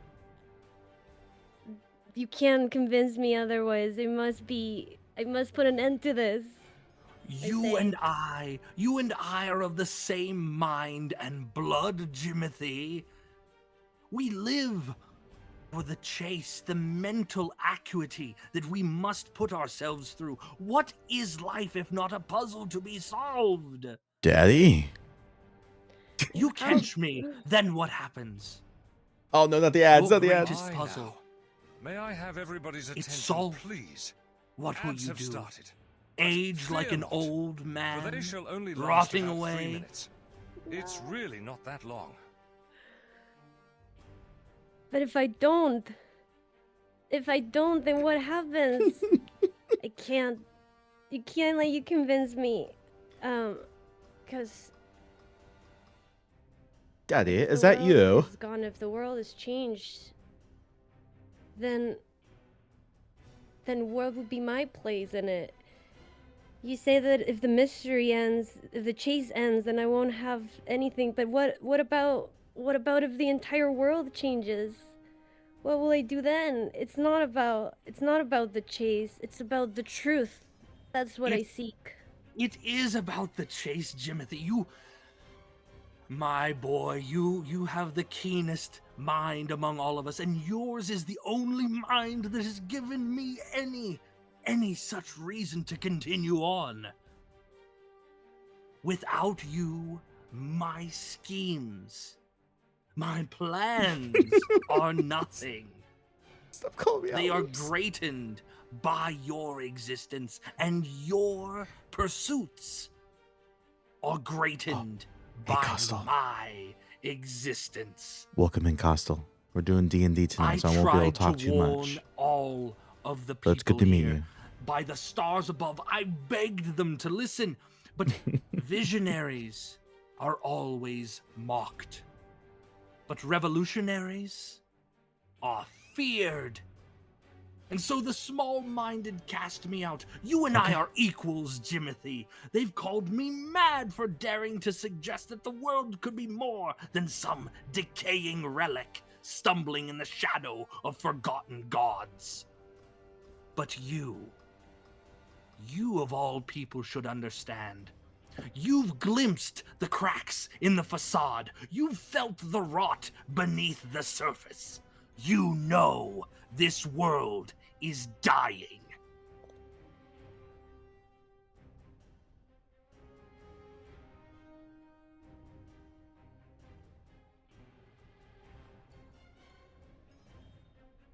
I'm not gonna lie. I'm kind of I doubt myself a little bit with that. The, but it can't just keep being a chase forever. You can't just keep going back and forth forever. There has to be an end to it, and it can't be like this. It can't be like this. We can't. I am an observer. I will not take. I will not be responsible for the end of the world. Then you will die with it then. That is your choice? That You choose to die with this world. No, I choose to stop you, whatever it takes. I choose to follow you to the very end. All right, Castle, you take care. Thank you for that. I won't die. I know I it. also choose not to die. I choose to seize the core of existence and reshape it. To wrench reality from the hands of fate and give it a new master. One with the spine to wield it. You could call this chaos, but Excellent I laugh. call this correction. I'm sorry, what? And the tower starts to shudder violently, and the clock face of the Selmary clock tower glows brighter. Wait. And there are arcs of mana and lightning crawling along the gears Oh, like he said- electrified veins. He said correction. He said correction. During all of his monologuing, Jimothy, have you been climbing this Yeah. entire time? Yeah, that's why I'm having a hard time coming with comebacks. Lexus, no. That's why I'm like, damn, maybe he's right. Correction. I'm getting He said tired. correction. Asthmatic boy. Unless he did say election. One thing I can do is boy, Say jump. erection. he's got boy lungs, okay? He's, I haven't smoked a single cigarette. I've never. By the way, you said correction, My joints right? are fresh. what did I say? You said correction, right? Just making sure. I did say correction. Yes. Okay. You did cut off a little bit when you said that. I gotta say. Correction? I wasn't sure if it was just me. Definitely some concerns there, but you know what? We worked No. through them. Yeah. I saw chat responding. I'm just like, oh no. Sorry, it's fine. So So sorry. as you've been climbing, Strake continues his monologue, as all good Moriarty-style villains do. And when the twin-tailed comet completes its arc, when the Amplifier's feast reaches its peak, the world will wake to a new dawn. A dawn that I have forged. A dawn that you cannot stop. And he pulls himself upward to one more platform, and you notice he's noticed you climbing. And he makes a motion with his hand and says, "But by all means, try." Bon voyage. Well, what do you suggest then? That I join you? That I join you I in know. what? In speeding up the end of the world, and then what? And then what? What is the plan? I The try to talk to him plan- so he doesn't notice that I'm still climbing. I'm trying to catch up to him still. Okay, you're talking, so you're distracting him. Very good. very Kinda, good. yeah. I'm telling Um, him like, oh, maybe I'm giving in. So the gears begin to roar as you close that distance, and he doesn't notice you climbing. Like at first he noticed, and then you watch as he makes like a very wary step to the side. But the metal starts to scream as arcs of mana continue to rip through the air, and he reaches another platform, turning just as you vault up to the next one. And he smirks as he lets you stand on the same massive gear that he is standing on. And he goes, "Persistent to the last, Jimothy." And he lunges at you. I use my youthful agility to snake my way around it and just avoid him. I will outsmart you. What's his name again? Gideon Strake. Drake. You think you have me. I know what you're planning. And I won't I won't let you get away with it. I'm bluffing. As he lunges at you, he goes to grab you. Considering that he is a full-grown man and you I'm are a but a minor. boy, he grabs Kick you him in the and shins. lifts you up, almost as if he is going to hurl you into this abyss of gears and grinding machinery. And the clock tower bwongs yet again, and the impact itself sends him backward, and he drops you onto the same platform as he is. What do you do? Man, I should have made some coffee. Is he Kick him in the standing balls. still? He's on his back. He's on his back. I pull I am a out little my sl- I am a little little cane sleepy. that's also secretly a rapier. Is that how you pronounce that word? Yeah. Yes. Yeah, stab him in the balls. That's And what I I said. say, this is it. This is as far as your plan goes. And I just jump at him with my fancy sword. You jump at him, and you watch as his hand shoots out, and it locks around a length of chain. And as it does, he starts to ascend. You see that his coat is within your grasp. What do you do, Jimothy? I grab onto it with I like stab the thing through the coat and just grab onto it. The chain brings both of you higher and higher, and for a heartbeat, you're hanging there, suspended between grinding machinery and the yawning void below. The chain continues to go further and up, and as he swings down to kind of like backhand you, his motion brings the chain between two massive gears. The chain Shit, do I is have enough rent. time to get some coffee? Strake's eyes widen I'm gonna just run for once it. before I'm getting gravity coffee, I'm running takes for it. hold. And both of you break loose at the same instant. The world flips end over end as you see Gideon Strake plummet through the clock tower's hollow core, gears whirling past like the gnashing teeth of some enormous beast. Wind tears at your face, mana lightning flashes above the comet's twin tails, streaking across the sundered roof, and Strake spirals beside you, shouting over the roar. This is the cost of peace! But his voice is swallowed by the void as you both fall together into shadow, into chaos, toward whatever fate awaits below. Can I say, no, this is the cost of the truth. And then I close my eyes. This is the cost of the truth. Very good.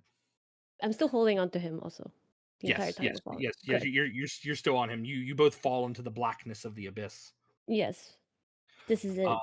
This is So as we've reached the halfway point, and we've gotten our characters introduced, at least their pasts introduced, I think this would be a good time for us to take a break, and then I can bring everyone to the table together after the break. Does that sound good? Sounds good to me. Yeah, I've no, been sounds snacking great. the Works for whole me. time. Fantastic. I can't wait to roleplay a statue. I'm so excited. Got you. Oh, you'd be like Zoro in One Piece where he's like striking a pose with the wax, and they're like, "What are you doing?" He's like, "What? Yeah. You're gonna just look like an idiot if You guys are don't gonna look set the real pose." silly when you're not posing. In a cool pose, exactly. You look real silly if you're not in a cool pose. I thought Can you I were just referring say- to the nothing happened moment, but that would be a much different moment if he was also a statue. No, that was a very different moment, but a great moment. No, I would like to just point out that I've been taking notes and like putting good. little things about like each person. And all I have for Jimothy is boy. What more do you need? can you share those notes? All you need. Well, no, you do need a second note. Has gun. That's boy Not has anymore. gun. Oh, You're he right. lost the gun? Oh no, that's Oh not my good. thought he god, did. that's I all thought- you had, Timothy! No, No, no. no, he has shorts. He has shorts. And boy speed. And boy Can't speed. forget boy speed. Boy And boy speed. That was speed. my little And cloak. Let and me know. unfortunately, boy strength. Yeah, Boy- you know, Oh he's no. But he's boy he's smart. he's got that big man intellect, but boy does he have that Boy- the boy frame does he. of a paper thin boy. Boy lungs, boy speed. He's The got them power of growing Is boy, pains, boy. yes, you know. Wells. His knees hurt only because he's growing, and or is he done growing? Is Jimothy at the apex of his height now? Is Timothy like just tapped out? All of the Well- energy for growing went into the brain. Body was like, nah. Like the We idea need that these we're never resources gonna. up here. It's just like you don't go when you don't go outside too much. It's like vitamin D is like really important for like growing, right? Yeah, Is yeah, that why he's absolutely. so He's pale? just stuck He's inside so too much. pale. Yeah, it's just Mm. a boy can either do sports or a boy can do books. Mm. Like Yeah. you can only do one. Now the real question is who is the shardist? Like the shardist? Jeez, Wait, what? The What? Oh my. The what? Get the shortest. Hi guys. welcome to D&D. Oh my Who is God. the shortest party member? Actually, I think the shortest party member is Nami's character. I think her Oh, she character really? is actually canonically. That's the actually really shortest. funny. What is she? She is Who's to well, say? Is this- you'll find out. You'll We'll find find out. out. Yeah, Spoilers. you know what? No spoilers. No I say it. spoilers. I do like the idea that we never canonize the Jimothy's age. It's just boy for the It's just boy. foreseeable future. Jimothy doesn't age, and Jimothy is the embodiment of boy. No, It because makes when I me was think of talking the character out with Jotun, I was like, listen, this is like the most important part for me. And It's I like, how said do I said I- that's fine. I said that's 100% fine because we're not going to Yeah. be putting Jimothy in any situations that would be untoward for a boy of, For a of his boy. Neither will boyhood. and Hmm. neither boy will Yeah. anyone on the Shenanigans. and neither will anyone on the internet, or we will hunt you. Yeah, Mm, Yes. So I exactly. agree. Makes me think of Chilchuck from Delicious in Dungeon. Yeah. Yes, Oh, I was that's thinking the same thing, kind of the chill truck vibes. It's literally Detective Conan though, but we love that. Yeah, yeah. yeah. I Chill do. truck. It's Listen, Detective yeah, Chill Truck. How dare you? there's It many really great is. archetypes of shorty that does rogue stuff. Mhm. Boy Detective yeah. is a classic. Yeah. Boy Detective is a Yeah. classic. I do When are also we gonna? have this little When are we gonna do monocle that our? like shines when I like. Whoosh. You guys can't see it, but whoosh, Ooh, it I love. moves. I I love shine. that. I love I that. we need to get you like a sound effect and put it on like a soundboard for you. So whenever you want to do that, it's just like they like with your little glasses. I was literally thinking about doing it, but I have so much shit going on right now that I was like, this is a Yeah, total for next extra. week. For next week. Next week, yeah. Yeah, Yeah. see, it'll be ready. It'll be ready next week. I want to So do like the little post. See, Chat was making fun of me for losing to a Duke, but little do they know, I am a pond, an aquatic, frog person. I'm small. I'm small. You know, You're a boy I'm just a too. little. I'm just a little guy. I'm just, just a little guy. he's just guy. a little feller. He's no bigger He's than a a little guy. squirrel. You know, when I introduced him as tall, I meant like to the frogs, but I realized Yeah. that in comparison to everyone else, he's a small little sprout. He's So who's 3'4", so like he's 3, very 4. small.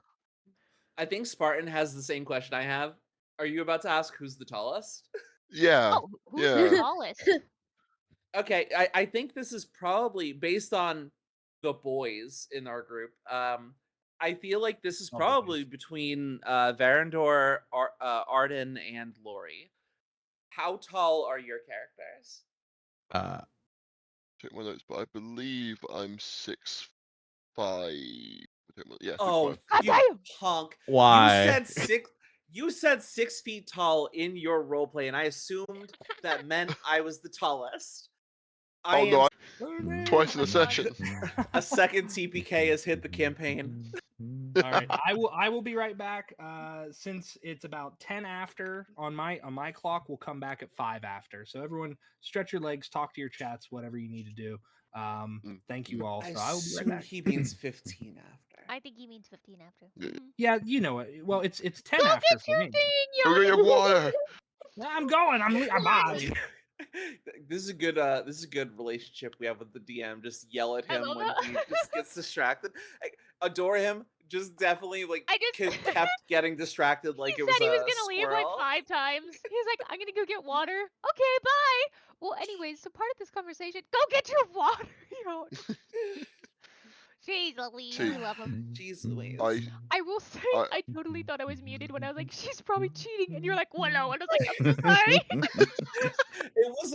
It was a funny bit. It's totally fine. Oh my God. Imagine if everyone else's tragedy was that they all like die in horrible fires, and my tragedy is like actually turns out She cheated. You your like walk in fiance and is she's like cheating. sleeping with the fairy, with the little that's the little what was he? That would have The made little it worse. yeah, just the tiny little guy. Oh see. man. Ladies. I feel I feel traumatized. My character was given eyesight back just for them to rip it away again. How It did. Yeah. goddamn dare they? You know what it made me think of? Did you ever watch Star Wars Rebels? Mm-hmm. It made me think of when he has his sight restored by the Force No, for that no, no. one moment before he dies in the explosion, and I was just like, no. Brutal. Honestly, I cried more than I Dude, care to admit at that scene.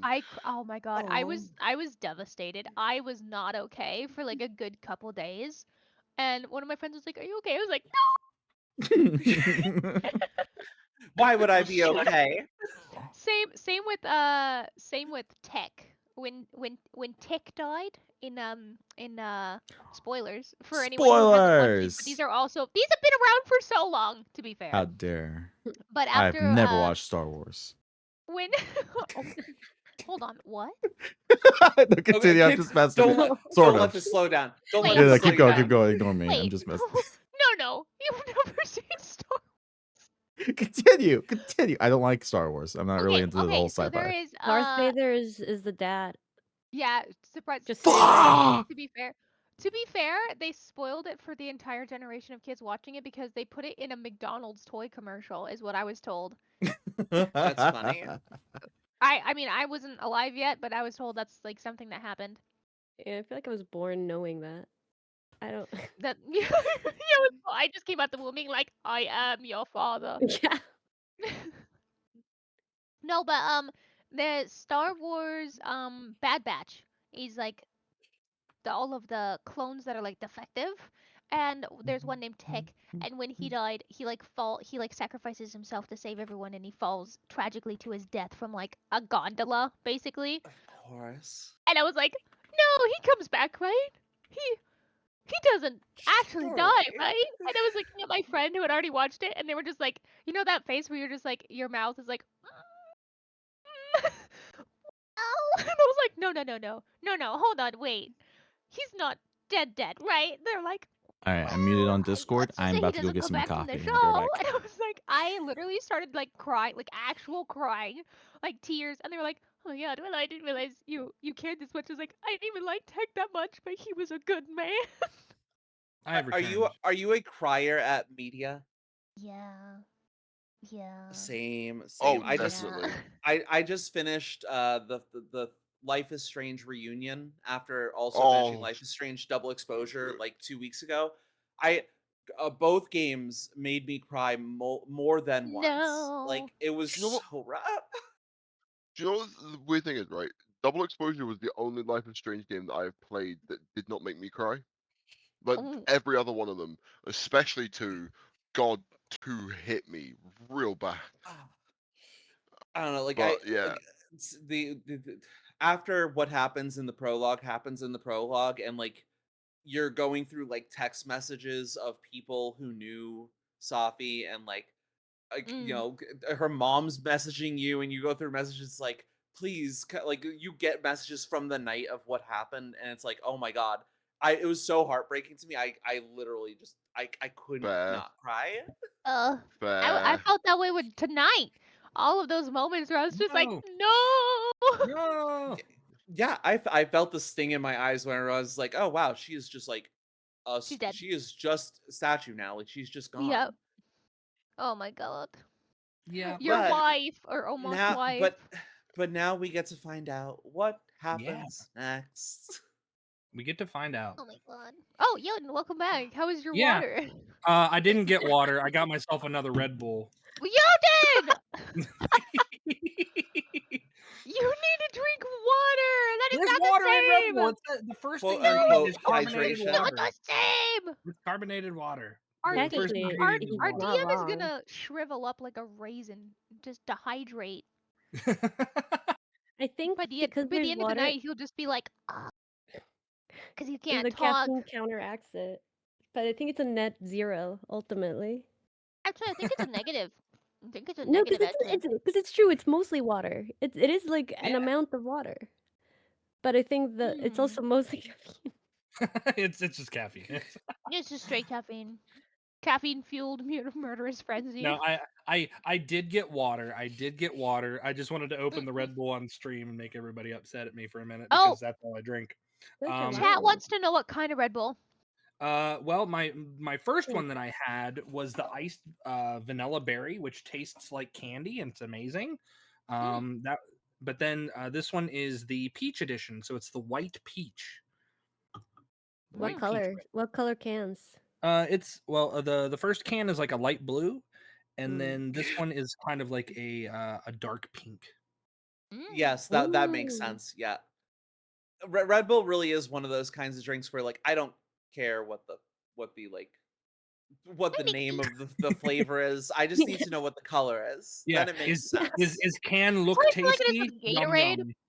Like with Gatorade, Yeah, if someone exactly. like calls it, Yeah. I if they're like, cannot oh, get it's into lemon this. lime Gatorade, you're like, you mean the yellow one? No, Willow, no, because I've been having this conversation with people for the past How? fucking. This is so How have you been triggering. having this conversation? Because there's multiple people in my chat that keep calling it the green Gatorade, and they're gaslighting me. I know they Yellow! are. It's It's yellow. yellow. It's yellow. yellow yellow. Gatorade. Piss, it's yellow. It's like yellow fluorescent Gatorade. Tell yellow. them to It's go to like their optometrist and have their radioactive optometrist fluorescent slap yellow. them 'Cause they're- upside the corneas You've like upset 12 Because they're boy. times. correct in the sense that it is lime green. They're Okay, right in chat. that way. I need you to all sound off. Is it yellow Gatorade or is it lime green? Because it is lemon lime flavor, but it is God, yellow. God The drop lemon a comes poll in the first. If it was chat. lime, if it was lime lemon, I would say it's green, but it's lemon lime, so Lemon therefore lime it's and it's yellow. yellow. It's also the yellow Gatorade. gonna It's take the a- yellow Gatorade. I'm gonna take a God. picture. I'm Chat gonna is get on one of those pictures, fire. and I'm gonna get one of those like where you grab the color in the dropper.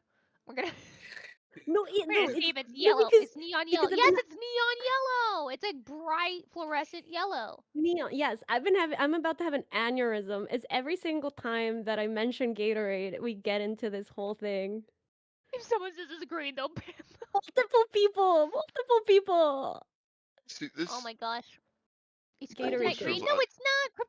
Kryptonite is like super intense green. No, that's Gatorade. Gatorade discourse is banned on my chat. There's no. see, It is you make me think yellow. of, like, during my friend's D&D campaign we were playing, he was running like a Cthulhu-esque game.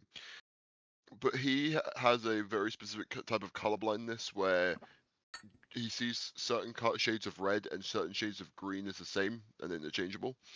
Yeah. Yep. And he kept putting wolf sconces as green and not red.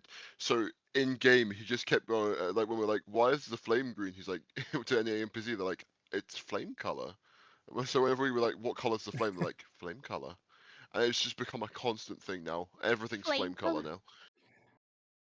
Love it. So We love. Are we ready to get going back into the game? I'm ready if everyone else is. Yeah, I Is think we're everyone good. ready? Everyone sound Yes. off. Aye, Aye, aye. Aye aye.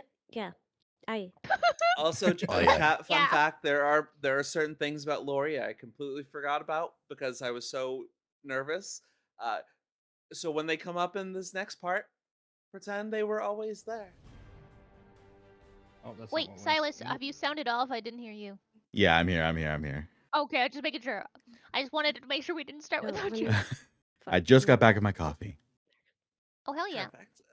Oh, hello. Why is it zoomed in Oh. on me? Oh. Oh, it's not. Everyone? It's zoomed in on each of us, I think. Are we Okay. separated?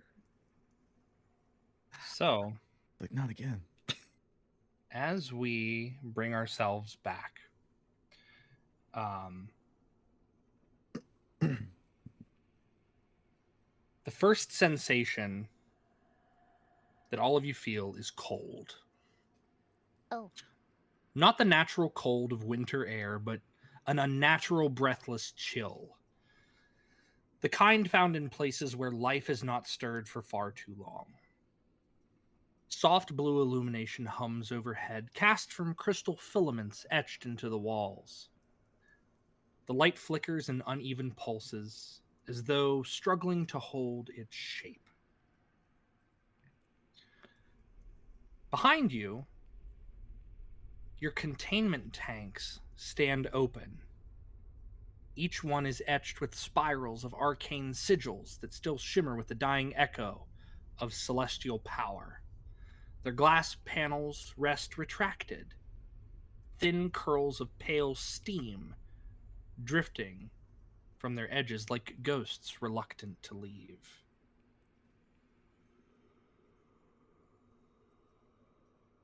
Let's go to...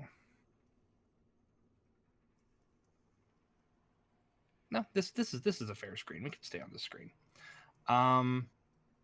So you all find yourselves amidst these massive glass tanks.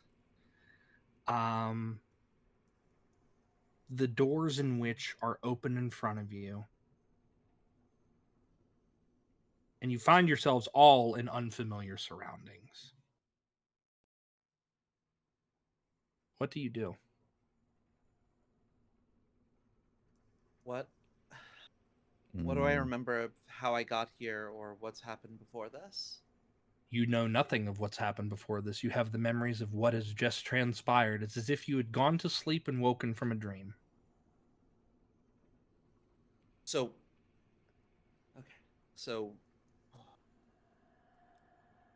Lori is going to... As in, we remember what just happened at the beginning of the stream? Yep. Or okay, so we remember our deaths, correct? Yep. Okay, Yes. Okay, good. I just I just need to clarify that before. Yeah. I wasn't that is a fresh with a complete forget. No, Yeah. that is a fresh hell that you have just woken up from. So remember God. how we Okay. got died. into that situation? Like the context of, or just the last I think scene? it's like we just remember what we've actually just experienced just now. Okay. Yes, what you Okay. just experienced just now. Everything And, else seems kind of blurry and foggy. So everything about our lives before then. Yes. Okay. Okay. Lori's gonna step out if you say the door is open. She's gonna step out. She's gonna look around. She's looking for someone clearly, but her body still feels weak. Yeah, Lori, as you step out, your body is clad in what appears to be like a hospital gown. Across the way, you see several tanks, all of which contain other figures, other humanoids, other beings. And laying in the center of the floor is a still figure.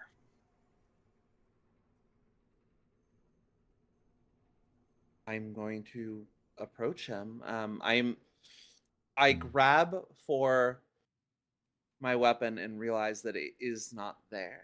So I'm going to be more cautious. A step, inching forward, feeling the twitch of... We move forward. We peer close. We don't touch the body, but what am I seeing here? Okay. It lies near the center of the chamber, very carefully arranged, not collapsed, but it seems placed, as though someone used their last of their strength to ensure that it rested with dignity. We're doing D&D. The features are slack Celeste, and welcome peaceful, in. untouched by violence, except for one staggering absence. The left arm is gone. If you'd like, you can make an investigation check. Meanwhile, while Lori's doing that, what are the rest of you doing? You guys see a figure move into the center of this room. I'm gonna step out of my thing and I'm gonna shout, Bensington! Bensington, is that you? Where am I? Bensington? Real quick, what was my role? Investigation, Lori. Thank you. Oh, good. Oh, good. You call out to Bensington. Ardyn, what about you? Out of curiosity, are my bandages still on over my Yes, eyes, or are they? you have Holy shit. they aren't necessarily leather. They are kind of cloth, but you do have like cloth bandages over your eyes. You'll sort of gently reach out to the side of the tank, not being able to see it, and just, hello, is anyone out there? Can I get a hand here, please? I can't see. Anyone?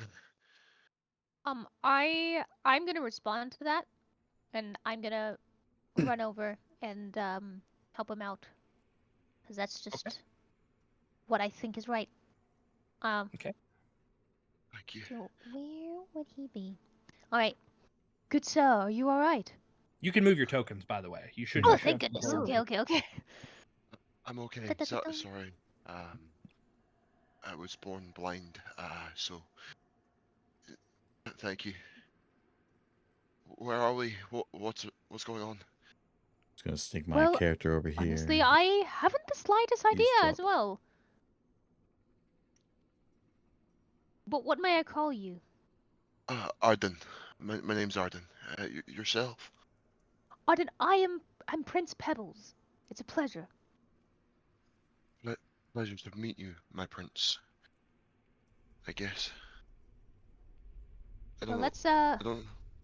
let's find a way to get out of wherever this is. I'm gonna move us towards the other people, because I assume they're going to have more info than what we do. Okay, Varindor and Jimothy, what are the two of you doing? I'm hiding behind the wall a little bit. As a elf ranger, I'm a little bit more on guard. So I'm kind of Okay. just surveying everyone to see when I should step out, if it's safe for me. They are strangers after all. Okay. This is true.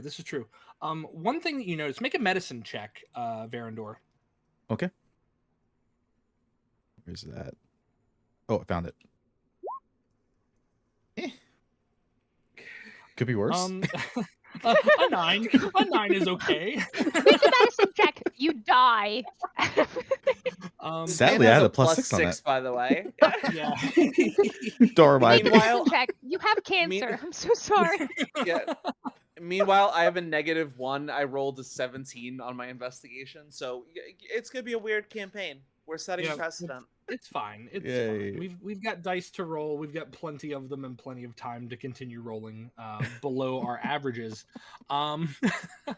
So I'll get to you in just a second, Lori.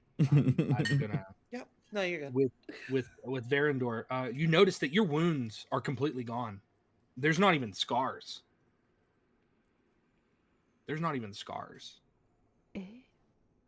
I'm very shocked by this, and I also look around to see if I have any weapons on me, and I notice that I do not. And I just No, continue you to are stare around. all in these hospital gowns. You're all in like these hospital Oh, gown. shit, like, okay. Oh my god. We're like basically naked? Well, you have hospital. You have clothing on. Do I have Yeah, my but like butt don't exposed? hospital gowns have What like open kind? backs? That's what I was gonna say. Like our open backs? Like do we have our booties out? I feel a bit of a How is draft. this your priority?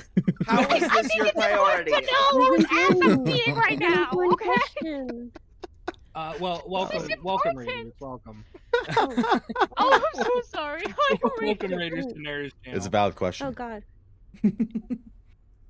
I think it's Ardyn important has- to know what we are and are not seeing, okay? Yeah, and listen. Mm-hmm. We have a clever cameraman who doesn't pan down to give us those kinds of fan Perfect. service I would shots, Perfect. I would okay? say if Wonderful. it's medieval it was all times, tasteful.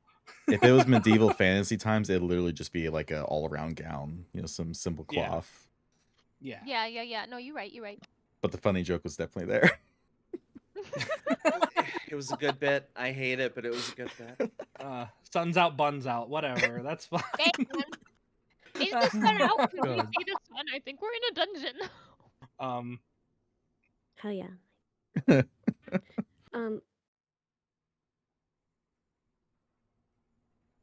Can I investigate? Yeah, absolutely, absolutely. I'm- I'll yeah. I'll let you do an investigation also. and Sorry, then I any can lag you see combine from like whatever you and lost Lori traction happen is to have. literally me drinking my I coffee. want to investigate the surroundings. I don't want to like reveal myself to the people yet. Like, I want to be like Okay. Varindor. Like, I'm not sure. I want to suss out the vibe first, but I want to kind of like see you. investigate the surroundings. Okay. Okay. What am I rolling? Roll investigation. Investigation. Let's try it. It's cute. Hmm. Well, Hey. what Eh, was that total? It's What's- 11. what- It's an 11. Okay. Ah, It's not too bad. the world's greatest detective, they call me. The world's greatest greatest detective that detective. just woke up from a however many You did just many die. con rolls. I think, if I remember correctly. He has the So- boy EPs. Yeah, he's Oh, yes, got the EP EP boy. boy eyes. He's just so Um, EB.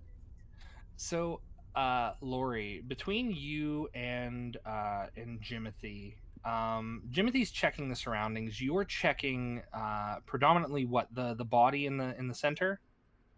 For sure, yeah. Okay. So the arm itself is not severed by like a blade or a claw or anything like that. The wound is like too clean, almost too perfect. The shoulder ends in like a smooth glass-like surface, though the limb itself looks simply dissolved. Right? Like there's not even like a remnant of a sleeve.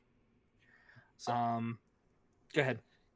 given my background, or the fogginess of my background, am I getting the impression this is magical in nature? Yes, very much so. Very much so. I won't even have you roll that. That's just very apparent. Yeah, I figured. Well, she's gonna look at me like, okay, which one of you did the magic here? And am I supposed to be thanking you, or am I scared of you? Because I don't remember how I got here. I'm gonna take a knee, and I'll just go, Milady. I am Prince Pebbles. I would never do such a thing. I must let you know now that I can clear my name. I too have no idea where we are and how we have come to this location. I can third that. Ardyn, pleasure. Spellcaster by nature, I suppose, but not of my doing.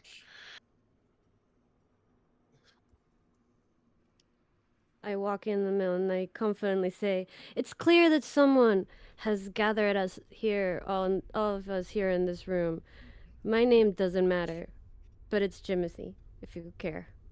And also, I investigate it. Okay. And I found something, probably. So, Jimothy, you see that there's like a toppled chair nearby. There's like satchels of tools that look like they've been rummaged through rather hastily. And on a far shelf, the shelf that you're at, there are like a dozen journals that are leaning against one another.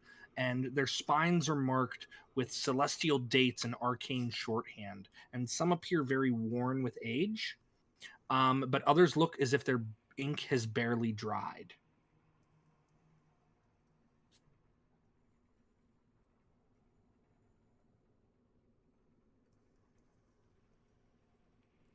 I might not be a great detective. Hold on. You know, you you did just experience the drama. To be fair, An answer You like know, that doesn't inspire it confidence. be like but that sometimes. It just Yeah. Okay, be I like think that. It's and okay. the light catches my monocle in a way that is very cool, and I say, "It seems it seems like I don't know, man. There's it seems like there's a lot of there's no it's hard to tell the age of the room from the things around it. It seems like there's nothing came from the same time. Right? Nothing Is about that this room feels Yeah. right. yeah. Like we're out of time. Whoosh. Monocle. Whoosh. Outside of time. Is what I Aye mean. now, may I have everybody's attention, that- please? Ads have started. I guess this But wouldn't be fear my not, first for they shall only Damn it, last Jack about Sparrow, I can't hear 3 shit. minutes. experience. Yeah, It's in really a not realm where that time long. is weird, I think. But I don't know. I'm muting that. My memories are fuzzy. I'm shocked I'm here because I remember pretty distinctly dying and I can't not mute even that. dying alone, and now I'm here and alone and alive. Does anyone else hear a rumble?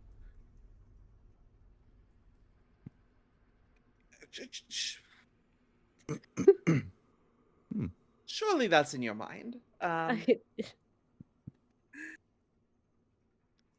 hope it's not. Then I'm going crazy.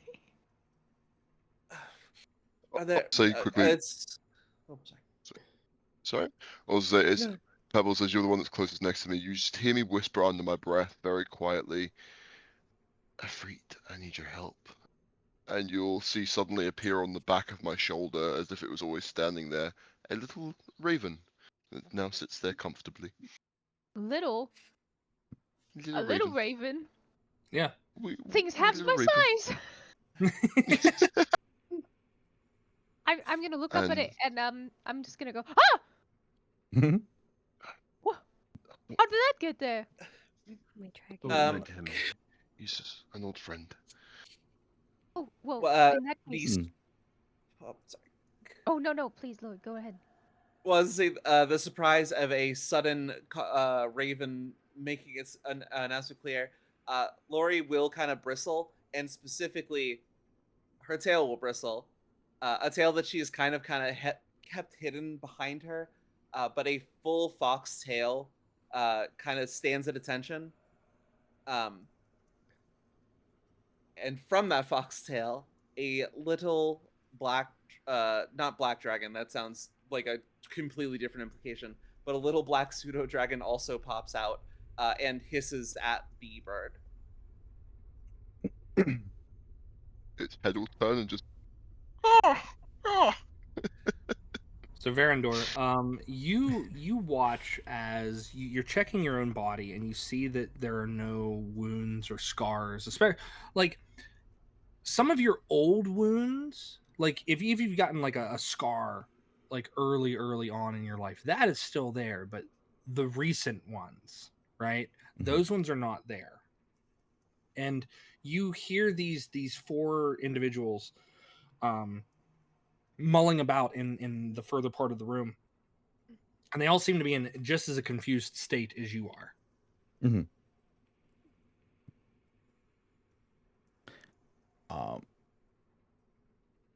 Shoot. Okay, I'm gonna move over here. I'm gonna start approaching the group. Okay. Just stand right here. And I did not. Okay. I haven't really thought this far. I was just gonna sit around for a bit.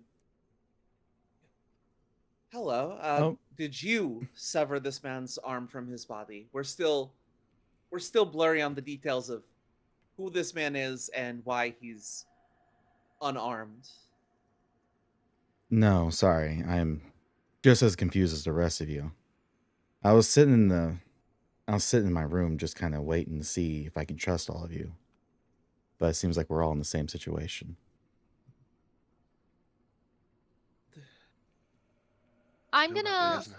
I'm gonna approach you. Mhm. And Varindor. I'm gonna introduce myself and I'm gonna say, well, hello, sir. I am Prince Pebbles of the Pond Kingdom, and may I ask, who am I acquainted with? My name is Varindor. I'm a ranger guardian of an elven kingdom. Oh, a guardian. Well, in that case, may you please explain to us where we are? I don't know, I'm sorry. I don't know how I got here. All I remember is I think I died. Wait. I think I died. Did we all die? Show of hands. Do you remember? Is the last thing you remember dying? I'm gonna very meekly raise my hand. Lori will raise her hand high because she has no reason to pretend that she didn't die. So Ardyn raises his right hand. His crow raises its like left wing.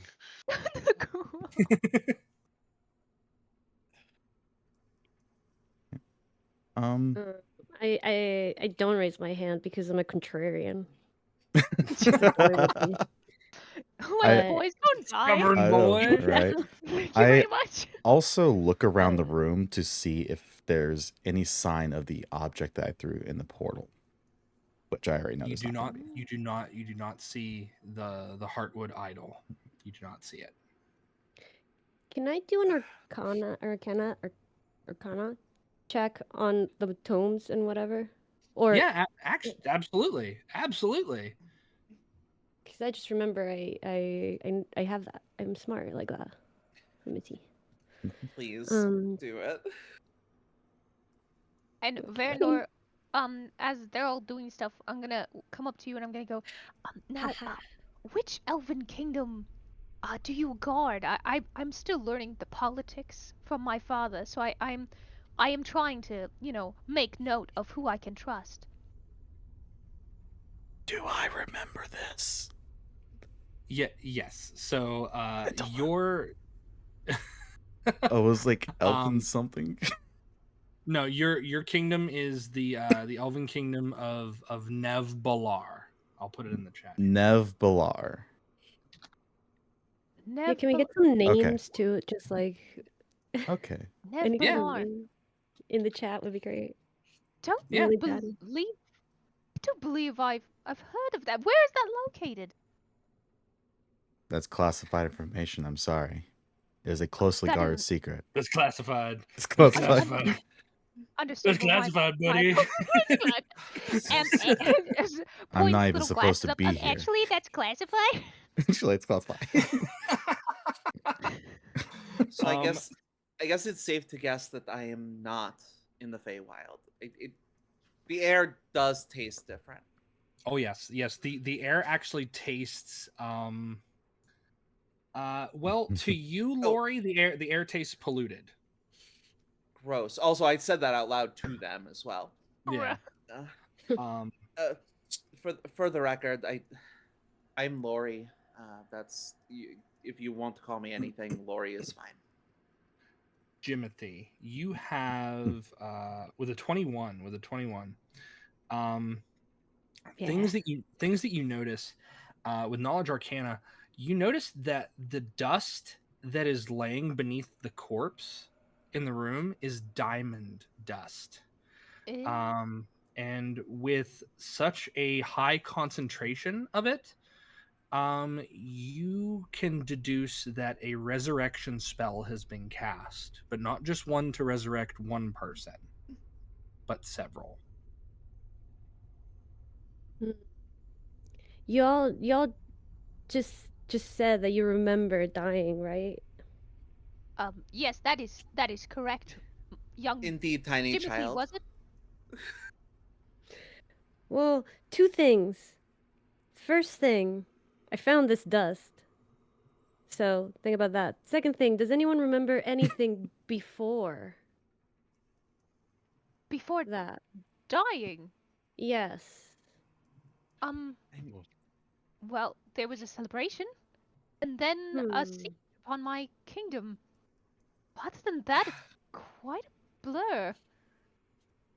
I also Hmm. had the celebration. I think I was getting it was a ceremony, and it's not important now. The point is there was a big ceremony and everything was great, and then someone came and turns everyone at the celebration to stone. But before that, I can't really recall everything else. Last thing I remember is being floating in an infinite void, surrounded by a million billion eyes and a dark, endless sea of death.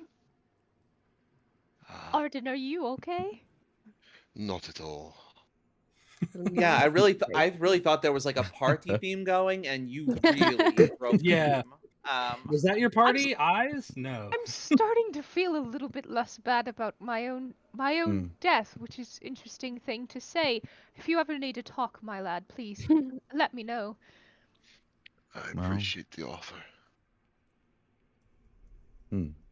Sounds pretty gruesome. I fought a bunch of undead. Metal. Seems like we both had a bad time then. Yeah, I got strangled by a And, tongue. That's kind of gross. You. Re- You really got the short end of a stick there. And Tiny Child, were you like lost on your way to daycare or? Oh my god. I'm 4'10", okay, which is like tall for a boy. Probably. Who's especially one who's boy age? Who's boy? Boy. You do seem boy age. And well, you could say it was a celebration of some sort. I try not to laugh so much. I'm sorry.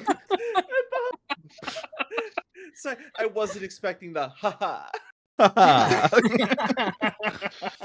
But Hey, no, can I do an insight check to see how full of shit this child is? yeah. Go ahead. And I want you to make insight check, and then so Jimothy, I want you to either make a deception check or a persuasion check, whichever you prefer. it can be either, huh? Mhm. Are they the Lancer. same? Oh yeah, I guess it's I have my notifications muted, but I saw that. I don't need to lie. I saw that. You don't need to lie, or you do need to lie. I don't. I'm persuading. Persuasion. I'm No, like, you know listen. what? So This cocky Lori, child he's is confident. He's Yeah. confident. No comment. This my this ass. cocky infant does seem like Thank you. he knows what he's doing. So Infant. Listen, I'm used to being looked down upon. I'm used to being doubted, and ultimately it doesn't matter. You can look at me and see my really cool monocle that I somehow kept. Right? I'm gonna Yeah. come up to Jimothy and I'm just gonna be like, Sir Jimothy, don't you worry. I could never look down upon you, as I am significantly smaller than you as well. And we love to see other boys. Boy representation. boys supporting boys. Listen, I'm sorry. We got off on the wrong foot. I'm not looking down on you. This at your boy age, you would have as much respect as you deserve in the Feywild as well. But you did kind of lead in with a bit of lying. Well, it's you can lie if it's in pursuit of the truth. That's what You I. would do. That's You what would I do say. fucking phenomenally in the Feywild. Fucking. But more importantly, I don't care if you believe me or not, but you should, and I think you do. But this is dust. It's telling me two things. Number one, we're all dead. We all died, and someone brought us back to life.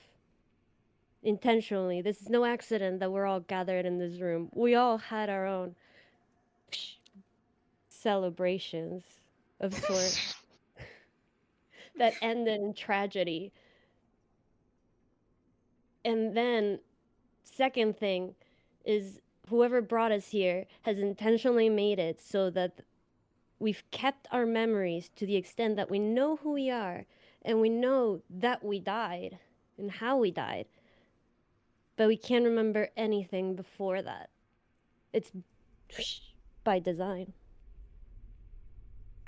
That's what I say. Funny. The last thing I remember before my death is a voice telling me that there'll be a day this world will not recover from. That my influence will be severed and no one will ever remember my name. And I've got a feeling now, wherever we are and wherever we will end up, no one's going to remember me. No one's going to remember any of us. Well, surely dust. I will remember you, Sir Ardyn. Don't you worry about that. It is a good Thank you, name. my I prince. will also try to remember your name. I'm fine being forgotten. Thank you. What was your So- name And, again? What was your name again? Who was that guy? And Jotun, I'm gonna just coyly shift my sight into my bird so I can actually see the room around me now. Yeah, absolutely. So Just as you shift your focus into more of the room, it's very spacious but cluttered. The stone floor is buried in half organized chaos. There's constellatory charts pinned under stray books, and Jimothy has seen this in his quick investigations. Like his keen boy mind is just kind of like locked all of these things in. But with the assistance of your raven, you see that these diagrams are curled at the edges. There are stoppered vials filled with fading motes of radiance. There are work tables that seem to groan beneath the weight of the tools and books that blend artifice and arcana, and each one hums with some like residual heat. And you're able to fully see a majority of this laboratory. There are shelves with poultices and tomes and tools and sacks and bags and other such things, just kind of like littered around. But what you all seem to notice is that there are 5 of you, and there are 7 chambers. Hmm. Huh. I definitely noticed that. Yes. I mean, it's surely they didn't just run out of like bodies to bring back from untimely demise. Really quick, do all of the chambers like have the same amount of stuff, or were any of them like completely empty and dry and don't have any of the stuff? Like they were Oh. clearly used. Oh yes, they were clearly used. Oh. Seems Um, like the other 2 already left us here. Well, that's rude. Oh, maybe they thought we're dead. Like, for real dead. Maybe. Let's be honest here. You Actu- see 5 individuals floating in a tank that you don't know. Who's to say you trust them? Leave them. That's Makes fair. sense. I'd leave you all. well, surely I can trust all of you, right? Yeah. I mean, we don't. I don't think we have a choice not to trust each other. Not right now. Not unless Well, one of you is a really good liar, and I don't think you are.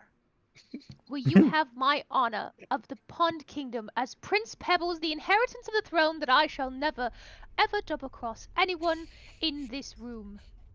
Yeah, he gives too much information to be a good liar, so like I'm pretty confident that we can trust the prince. Okay. Is that check? Are you sure that don't you're trust this prince. I I don't don't trust these princes. I have a- They're it always would be doing the princely things. it would be the craziest turn if after everything if after all of this he's just been playing us like a fiddle the whole time. Pebbles is the villain. Willa, they're on to us now.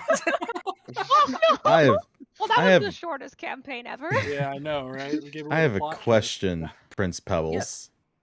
Oh, well, of course. How may I be of assistance? Do you know how you died? Yes, it was rather painful. I was in honestly, I was in a battle. They were coming to siege my kingdom, and I did my best to be heroic and try to attack Duke Earnhardt, bastard. And I was well, frankly, I was shish kebabbed by his sword. To put Did it you politely. did you Right also here, say actually. did you also claim Wait. yourself to be Prince Pebbles before this? Why? What else would I be? Oh, well. Well, there's no way I to guess I know know, how you is died there? now. So And, I and want you said that our wounds are healed, right? Yes, your wounds are healed. Like you check down, and if you look you pull open like the collar of your gown, and you just kind of like look down. There's no wound of where Duke Earnhardt stabbed you. There's no wound on your chest. There's no wound on your back, or anything like that. I want Lori, Varindor, and Ardyn to make a history check for me. Oh, okay. My luck been on the run so Hey! far. Good job, Ardyn. The three of you. Damn, Ardyn knows everything. The three of you have never heard of the Pond Kingdom. Hmm. Multiverse. Unfortunately. However, you, Jimothy, have heard of the Pond Kingdom. Ah, of course. It fell roughly 1,000 years before you were born. Mm. Oh, damn. And to your knowledge, is still in the hands of the Staunmeyer kingdom. Now it's been absorbed into that. The line of Earnhardt. Wait, after the massacre of I don't know what a year could be, 14. 14, 14. Yeah. You're 14. So because you're so keenly aware here, Jimothy, that happened in the year 1300 for you. There we go. Yes, everyone knows the story. It was a sordid tale of betrayal and bloodshed. Everyone knows how the young prince was skewered, trying to protect his land. It's written in all the history books. It's a fable, even.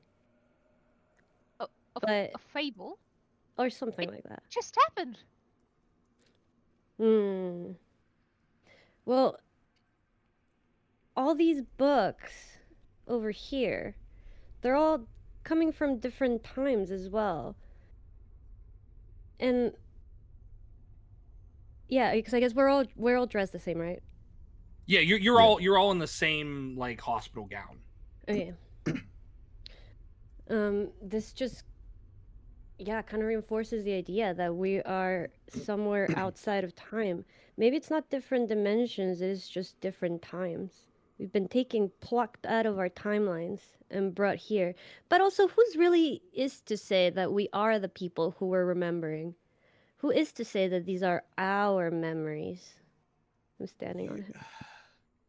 You stand on the body.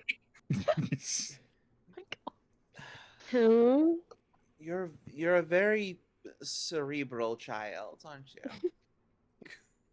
Cerebral's a term. I like that term. I read it I had someone read it to me in a book once.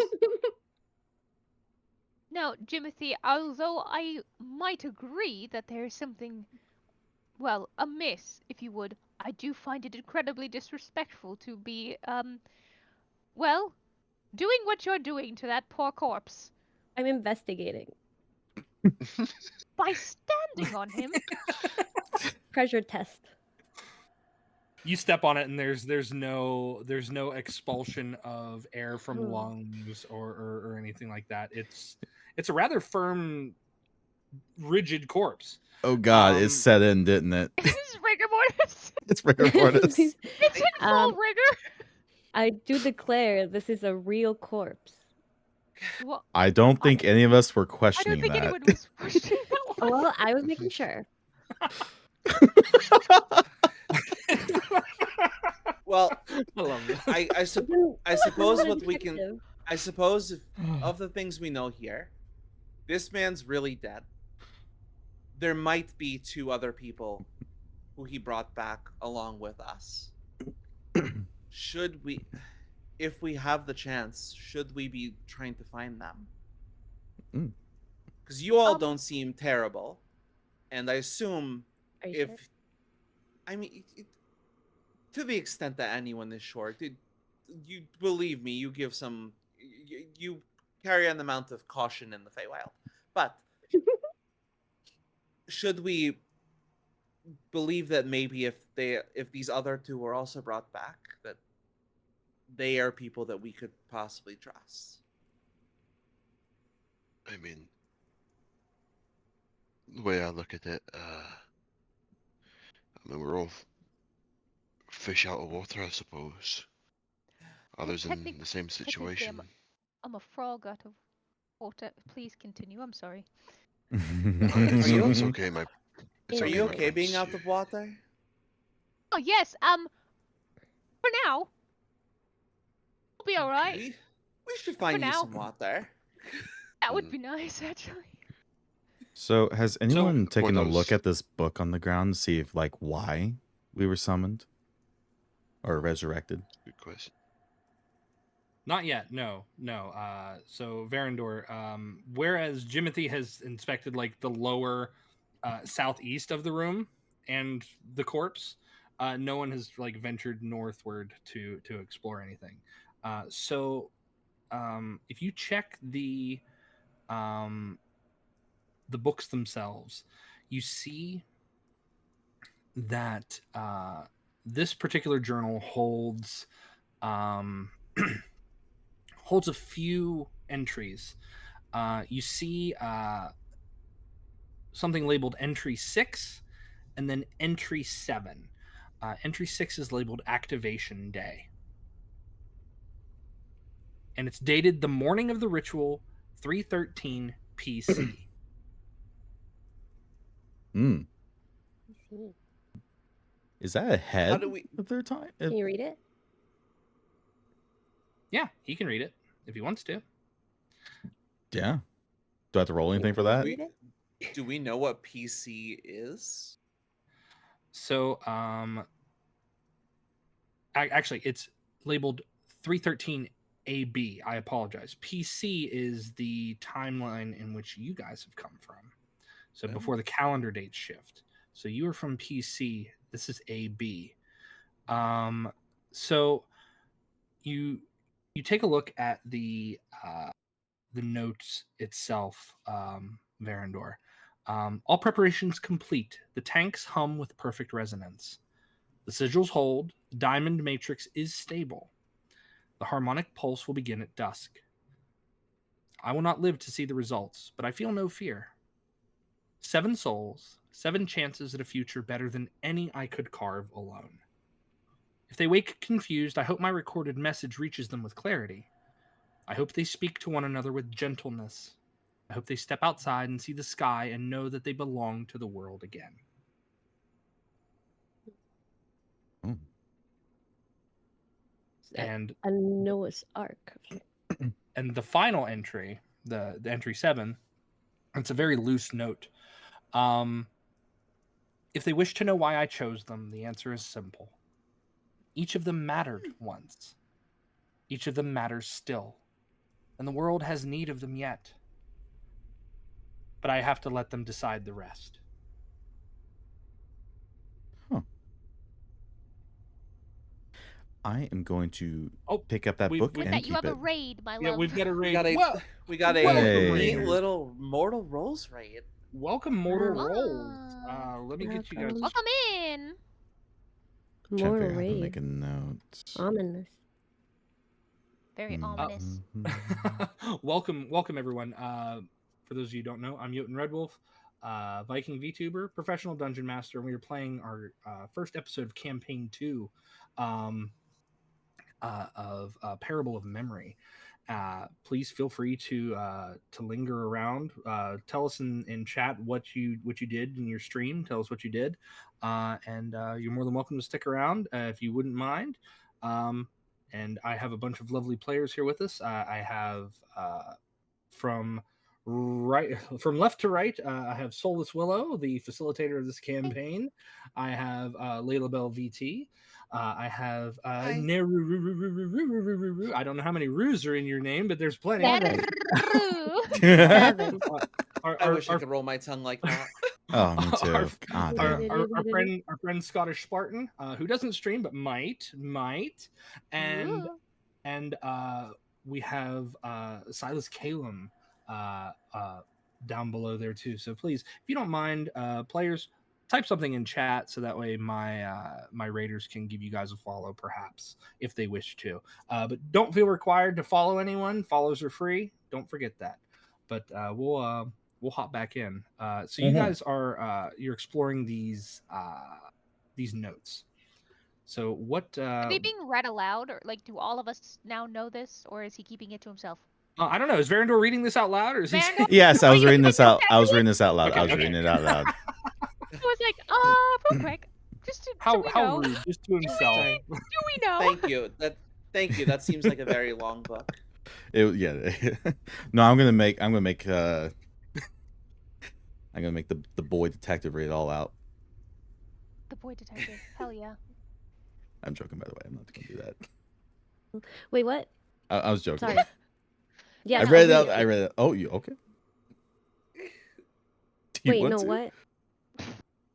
No, Yo, no, what- Okay. I'm what is so the rest sorry. of- I was joking. I'm so sorry. I was joking.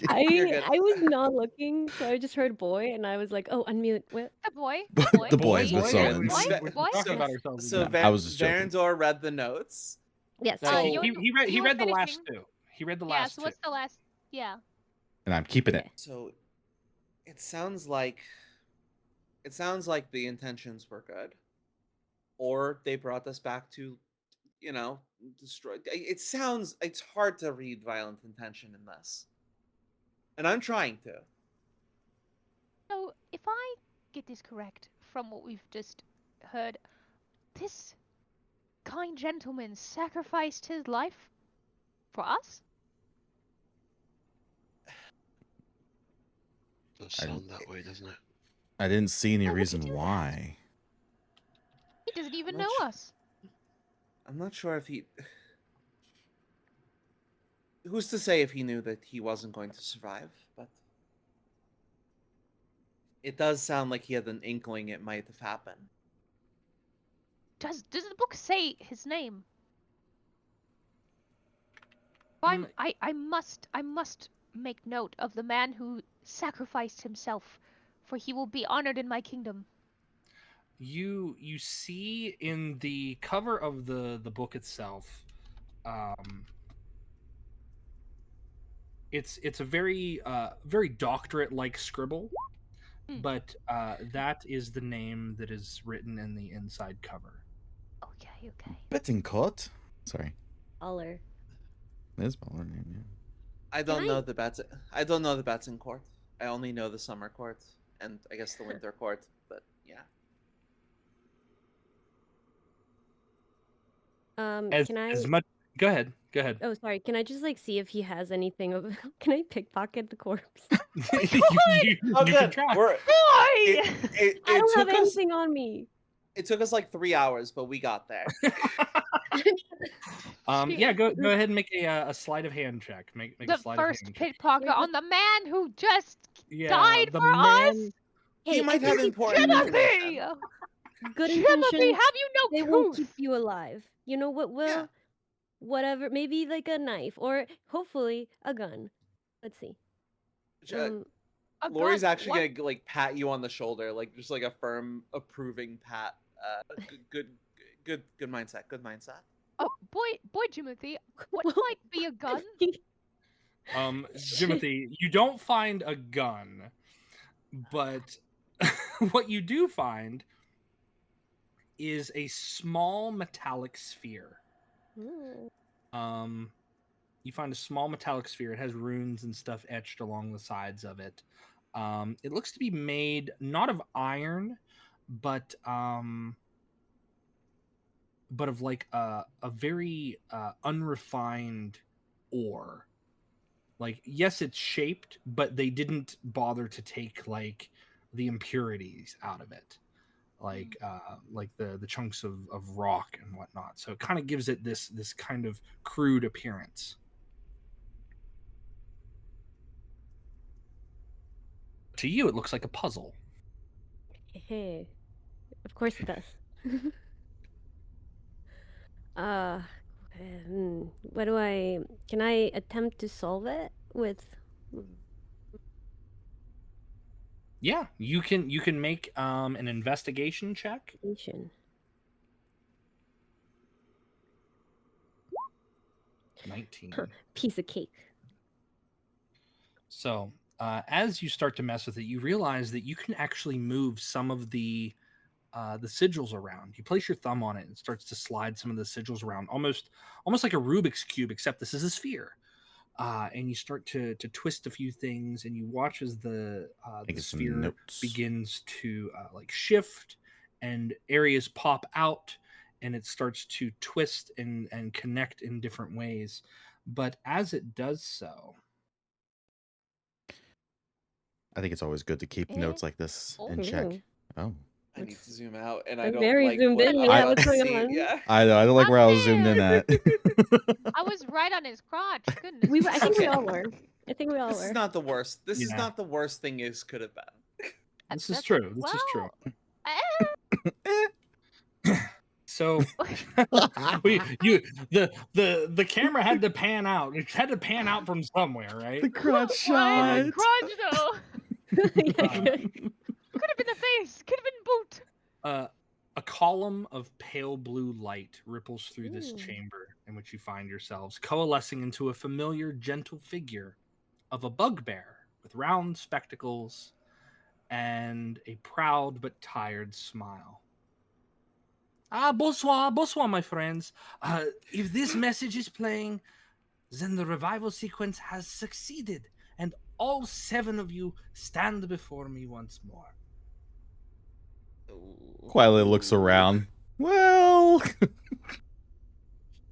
you like hear us, or is this like a telephone game? Or sorry, that's anachronistic as fuck. it's a hologram. A What would be a message. telephone? Is that something you have? Where you So yeah, it's this plant that you can talk into. I can explain later. you speak to it, and it doesn't respond to you right away. It's almost again like a pre-recorded message. It's his eyes soften with a deep bittersweet joy. It is strange knowing I am no longer among the living as you hear this. I had hoped my body would last just a little longer, but no. I imagine you already have found it nearby, but do not let this trouble you. My life's purpose was to finish yours. And he clasps his hands together very gently. My name is Henri Betancourt, and Okay. you awaken inside my home in the woods outside the city of Kobenstern. Isolated, quiet, and, until recently, safely hidden from a certain unwelcome eyes. And he kind of gives like a sheepish little shrug. And please forgive the gowns. I had intended to prepare proper clothing for each of you, but truly my final days were shorter and busier than I anticipated. I hope you will not hold it against me.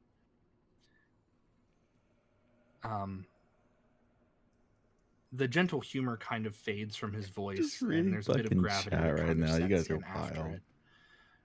You guys are There are actually those wild. who would see all my work dismantled. You must beware the Acres of Ryan, zealots, fanatics. They follow the twin-tailed comet as others follow prophecy. To them, the tragedies woven into its appearances are sacred. Your deaths, sacred. Your revival, and you notice he kind of grimaces, an abomination. The holographic image kind of leans in, almost pleading with all of you. If they learn you live again, they will come for you. They do not forgive and they do not forget. So I beg of you, please travel with care. And he straightens and he regains his composed professional tone. The city of Kobenstern lies only a few hours' walk from here. There you may find clothing, supplies, perhaps even allies.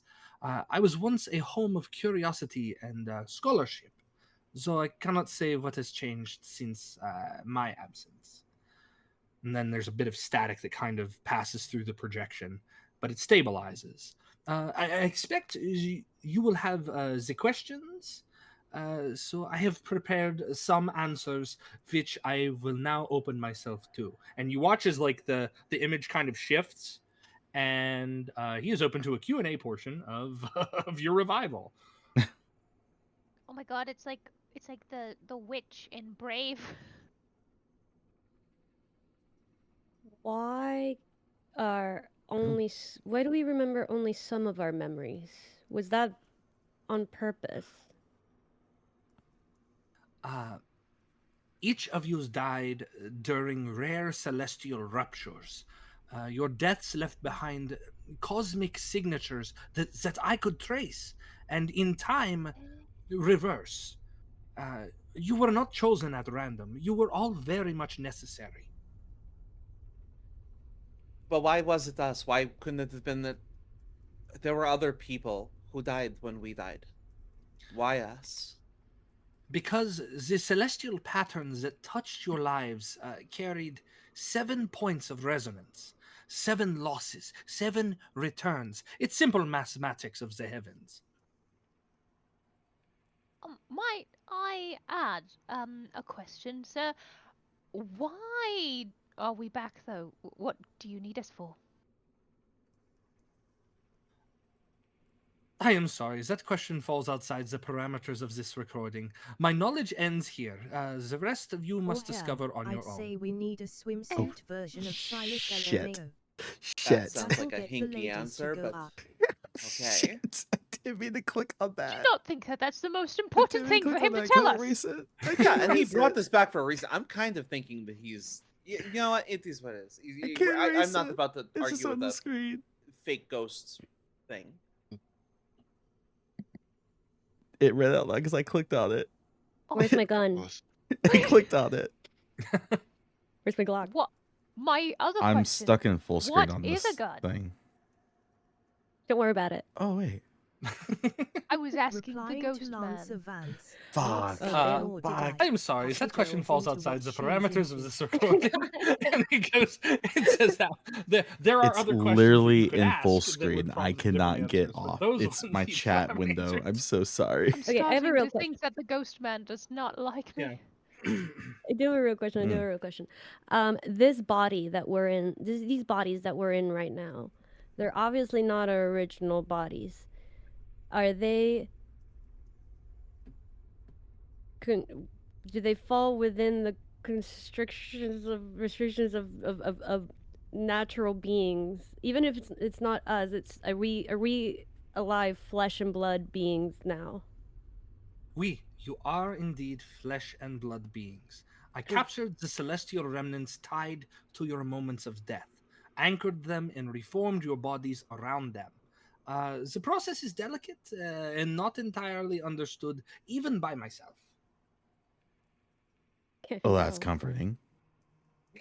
So, in that case, you've made our bodies, correct? Do I have to call you father now? Huh? Ew. Ew. Ew.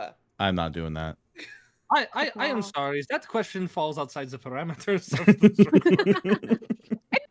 Kingdom, whoever makes you is your father. I can't help that. Boys, I understand you're going through a lot. You do not need to start your search for a father figure with this. Always need a father. You Everyone have knows at least 2 options. We're figuring out which one of them is better. Well, you can find. You're gonna be fine. My father's not French, though. Just putting it out there. I I have think a someone question. else should ask because it doesn't like me. I do Yeah, have a Ardyn. slight question. Yeah. How long have I been dead? Mhm. Ooh, good question. Good answer. Good answer. Steve Harvey's like, yes, good answer. He just comes out. He's like, yeah, good job. He was the I'm just 7th gonna guy.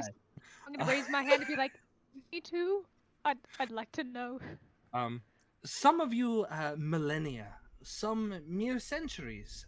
The current year is 313 AB. What does AB mean? What does AB AB? AB stands for Anno Beulah, or the year of the Promised Land. Ah. Oh, well, when you put it like that, I've never heard of that. You would not, because the year in which you all came from was the PC year, Priori Celestum, Mhm. marking Okay. the emergence of the twin-tailed comet. And what Talking exactly comet. was the catalyst then that caused the divergence in the date? What was the We big event? Usually, right between calendar breaks as an event. I'm not crazy, right?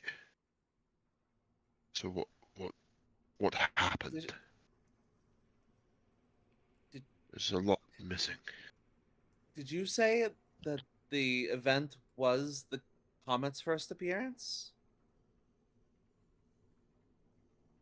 Are you asking him if the event that changed the calendar was the comet's appearance, or Something Yeah, I'm else? kind of just leapfrogging on Ardyn's question, but yeah, like, what is the event, and is it the comet? I am sorry, that question falls outside, and then that's the repeat. Lori's gonna take a swing at this thing. Your hand I'm goes through it. starting to think that this extremely respectable gentleman who brought us back to life has deliberately decided to not answer the most important questions that we might have. Lori's gonna swing at him again after that comment. Get him. Yeah, I you have- swing at him again. Your hand goes through him again. I have one question. Yes. Betancourt, do you know what happened to the artifact the elves were protecting? I don't want to reveal too much information. No, there is Okay. there is a long pause, and I want you all to make an insight check for me, please. Oh, damn. Oh, Absolutely, Squint my at this favorite thing mission. to do. Insight. Oh, Hey! GIF. Oh, darn it. Insight. I thought that Uh, 18 I was see mine for a nothing. second. I was gonna be so I- excited. I understand nothing. I see nothing. Well, hopefully, I think I do. I am blind. I So, actually just have a hair in my eye at the very moment you're talking about this. I'm just gonna. Jimothy, Lori, and Varindor, the three of you notice that this recording is able to respond to more than what it's been what it's been doing. But as you ask that question, Varindor, you see the hologram make a motion to the books that are laying on the floor around, as well as many of the other bookshelves. Some of the answers in which you seek rely in my very carefully cultivated historical works. I have cataloged each of you throughout the centuries from what I known from various sources and archaeological finds. Alas, I did not know any of you during the times in which you existed, but I do have extensive cataloged knowledge on many of you. I frantically try to find any kind of book that leads to what happened to the artifact. Basically, anything that happened, like, references me. Okay, make an investigation check, Varindor. Shit.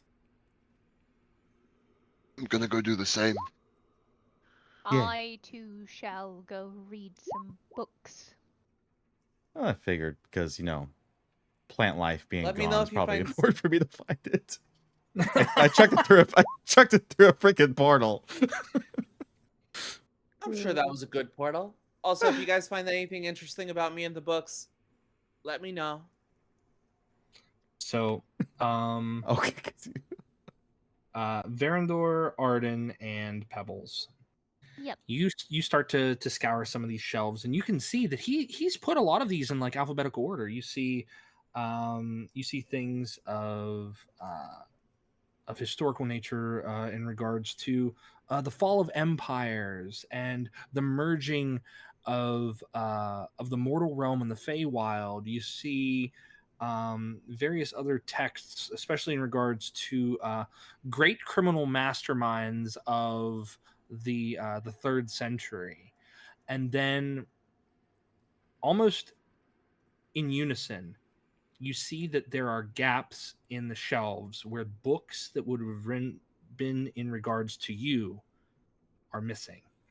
Well, shit. Well, that's not very helpful. So I didn't find anything on the artifact, the relic. What was it called? Idol? But what?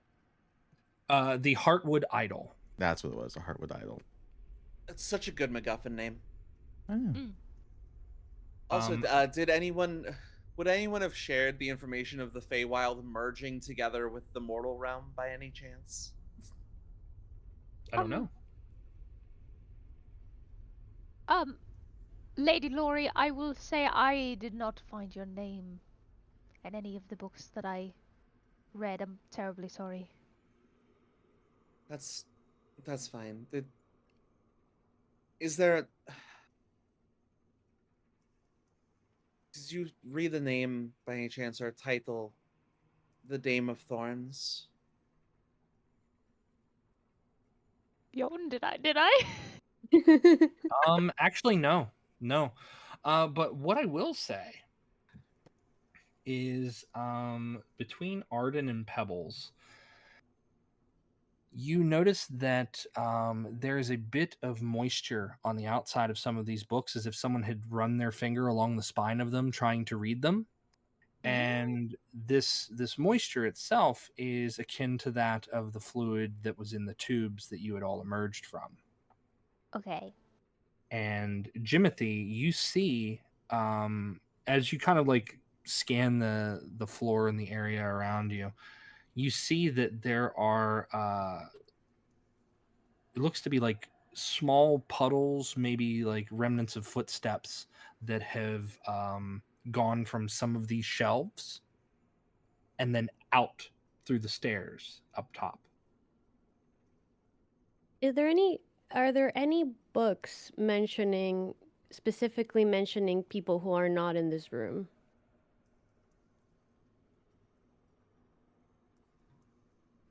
Make an investigation check, Jimothy. Really? There you go. Use I'm that not. boy I'm not brain. looking for my name, specifically not looking for my name, because I know what happened. What was it? Investigation? Mm-hmm. Yes. Well, oh, well. Jimothy, you don't see any books regarding people who are not in this room. It's fine. I didn't want to anyway. I really didn't want to anyway. Very tsundere boy detective.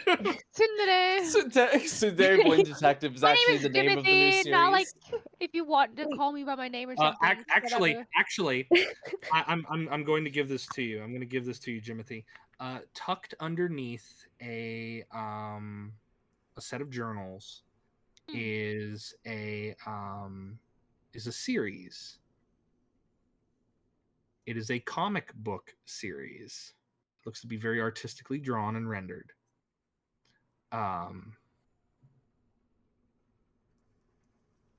The Adventures of Boy Detective. Oh my god. Oh my god, you're a fictional character. Wait. Does that mean Earth is canon? Is Earth canon? Who the hell is Conan? Wait. I mean, I'll keep it. If Earth is canon, then chat is canon. We can't unleash them on this world. You can't have comic books in a fictional world. Is that what you're saying to me? It's a world within a world. It's Hey, a Roman chat, general, right? should I like loot this corpse? Should I like God. loot this Raffle. person? Roll a poll. Jimothy just turns into Deadpool and breaks the fourth wall every once in a blue moon. It's just Uh, like, watch me go Jimothy, pickpocket this guy. you look at it and you see that it is Adventures of Boy Detective, first edition. It is not in pristine condition because it looks like it's been heavily well read. You can see that the coupons in the center of it, like the mail away giveaway things, have already been snipped out and likely used. The pages have been yellowed over time, but the pictures within are very, very accurate, and you feel this flash of memory, Jimothy, a flash of memory to a time where you had battled your wits against another criminal mastermind who wasn't Gideon Strake, and you see that the names have changed and the descriptions have changed, but the picture in the book, while everything seems to resemble what you've done, the character in the book is not you. An imposter. Someone, do I recognize who it is? As you're reading it, like if you skim it really quick, this is stuff that you feel like you've done. And then how do I know the character is not me? Because it's not drawn like you. Oh. It's a boy detective who does not have a monocle. They have glasses. They have Conan. dark hair. Conan! Conan stealing our boy Jimothy's story. Not wearing a cloak. He's wearing a little suit. Yeah. Okay. Our first adventure is plagiarism. Plagiarism. You wouldn't pirate a movie, would you? Oh God. I changed my mind on having the chat on. It's supposed to be recording, so we probably want to avoid having the chat on. That could mean a lot of things, right? That could mean. It could. I'm gonna keep it. I'm gonna keep it for later. Okay. Do I have? Yeah. Can I? Yeah. I also do have one more question for the French ghost. Okay. Monsieur, tell me, the comet, the twin-tailed comet, the catastrophic event that occurred during each and one of our deaths, were they different events or was it the one recurring event?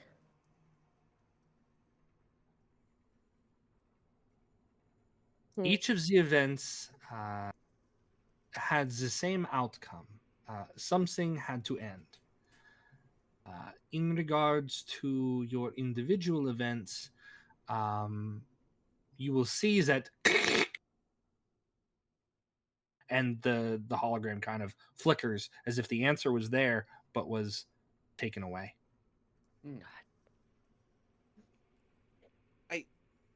I worry we might have to consider that one of the two people who left here before us might be an asshole. Because it seems like something's been tampered with here. It's all Yeah, we still don't know where this arm is. Now we can't just assume. Remember, we were chosen by this absolutely amazing, honorable lad. Who And keeps he not wouldn't- telling us things. I don't trust y'all. You don't trust I me? don't trust myself. You can trust me, I assure you, for I am Prince Pebbles of the Pond Kingdom. I would never lie to you. Of all the people who are here, I do trust him the most. Why, thank you, milady. I appreciate the trust. No problem. You seem incredibly harmless, so. I still That's what he think wants you to think. Loose Lips Prince here probably got themselves killed. I Lori did is gonna try nod. to die honorably in my defense. He was 3 times my size, good sir. Well, maybe you probably shouldn't have been announcing that you were a prince. Like you are to us. Who Hey, knows? let's- Any one of us could let's- have May I have ulterior everybody's attention, motives. please? Ads have started. let's acknowledge but that fear not, we all for died they to shall end only up last here. about 3 Some minutes. of us That's in fair. It's really not that long. some of us in crazier ways, I suppose. But the Oh. point being, we're all here now, and I mean, unless you want to just start a new life in a world that you're completely unfamiliar with, I'd say that we keep finding more information. Is there a way out of here? Because maybe we should be looking into why we were brought back. Because I don't imagine you bring back 7 people to a world that is peaches and gravy. Now, peaches, I recognize. What is gravy? Do you know? Actually, gravy's a medieval Yeah, food. gravy's very common. Gravy's very Would common. I You would know what it is? Yes, you would know what it is. Okay, never mind then. I mean, it's maybe in the Pond Kingdom they don't use gravy because everything is like, I don't know, what do frog people eat? Flies and Very Insect brothy. berries and things. yeah. Very So brothy, maybe they maybe. don't have gravies, but they know of gravy. They just might Okay, not okay, utilize fair gravy. enough, Does that make fair sense? enough. Also, Yeah, no, that's is- fair. is the phrase really peaches and gravy? Because I thought I was mashing up 2 idioms, and then I realized I might To have be honest, I've accidentally never come heard I've never either heard of it. those, I've never so I have heard, no idea. but that's I get the okay. That, gist. that could just be a phrase in the That's world. a fey now. thing. Yeah, it's why a not? fey thing. Yeah. That's, Sure. listen, literally Makes sense. everything that sounds weird out of her mouth is just a Faye thing. You're just It's gonna just get a There we fey me go. on thing. that. It's just That a fey works. thing, love. Don't That you fret. works. All right. Well, her pseudo dragon at this point is just kind of like nested upon her head because like no reason to hide anymore. But do we see the exit that is so clearly to the south of us? Yes, you Yes. do. You as you check things out very very astutely, you see that there's a set of stairs that lead up. Oh, I stole this Um, guy's clothes, by the way. I'm wearing them now. Oh my god. Oh, I mean, want to steal. they're a little big on you because this man is bigger than Ardyn is, but at least clothes are clothes. So you have his little buckled shoes, you have his like little coat and doublet and whatnot. Very very Dr. Livesy type clothing. Minus the tricorn hat. Well, So if they're not gonna fit on me, they're definitely not gonna fit on the boy. Definitely not gonna put on the boy. Nope. it's like a boy putting on his dad's shoes. It's like, I'm Yeah. gonna go to work. At least the belt will hold my Sure. pants up. Whatever. Is it okay if I talk to the group for a second really quick? Yeah. I have just met all of you, so I cannot say whether you trust me or if I should trust you, but I am going to admit I'm not used to leaving without a retainer, so if it'd be alright if I travel with you in a group, it would make me much more comfortable. He's the I- boy. He is. There are several boys, as it turns out, and I wouldn't feel it right to leave you to your own devices in such an uncertain situation. Neither of you. Thank you, Lady Laurie. I am forever in your debt. Scoff. By the way, She's gonna give him like a noogie, like just so would we be add have. to it. Sorry, Yep, sorry. no, No, you continue. I was just being a shit. I was Oh, just being okay. bullshit. Continue. I was gonna ask, because I don't think I was paying attention to this part, other than Willow obviously being a frog, a fae type. I'm assuming like a fae type. I am an amphibian man. Are They are a natural amphibious humanoid. They are not Yes. they are not fae. They might appear to be fae, but they are not fae. are any of us human? So, fun fact, Lori is. You're the But only Lori's human. like fae touched, yeah. She's Okay. fey Oh, touched, she's she been is touched human. by a fae, all right. I mean, like camp counselor pokes his not- head down Oh my through, God, hang on. through the thing. What He's a- like, Oh, no, what a uh-uh." what a line to get rated into. I'm so Right? sorry.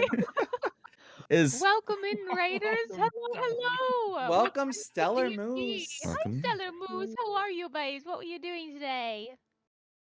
is Ardyn human? Nope. Ardyn's an Ardyn? ASMR. I'm Oh. I'm Ardyn a seems like half Batman, elf. honestly. You're a half You're a elf. half elf? I'm a half elf. Well- There's elven ancestry in my family, Oh, no but it's wonder you're pretty so cocky. distasteful to ask Well, I specifics. trust you more than the rest of these guys.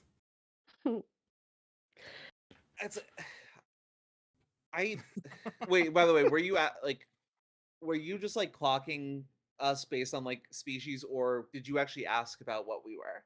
Oh no, I was profiling. You're just Fantastic. How dare. I mean, he does come from like a very suspicious ranger group where they're trying to keep the world safe from harm. So people always try to like destroy nature, and he's like trying to make sure that you guys aren't destroying nature. So he What are you? I'm also a half Varindor? elf. Oh wow. Oh, You were boy are wolf? you related? I I'm a thought you were what? like a full elf. No, I'm half elf. Would I you probably should have happen went. I to probably be should have went. related if you are both half elves? Judging by his attire, I don't think so. Oh wait, he's not wearing Wait, anything, we're wearing the right? We're the same same clothes. shit. We're actually all butt cheek out We're right My now. all bad. related. I'm just gonna assume I no. mean- I don't think so. I've never seen this elf in mean, my life, and I know all the people of my tribe. Tribe, whatever you call them. Shit. Yeah. So, among the papers that you've gathered,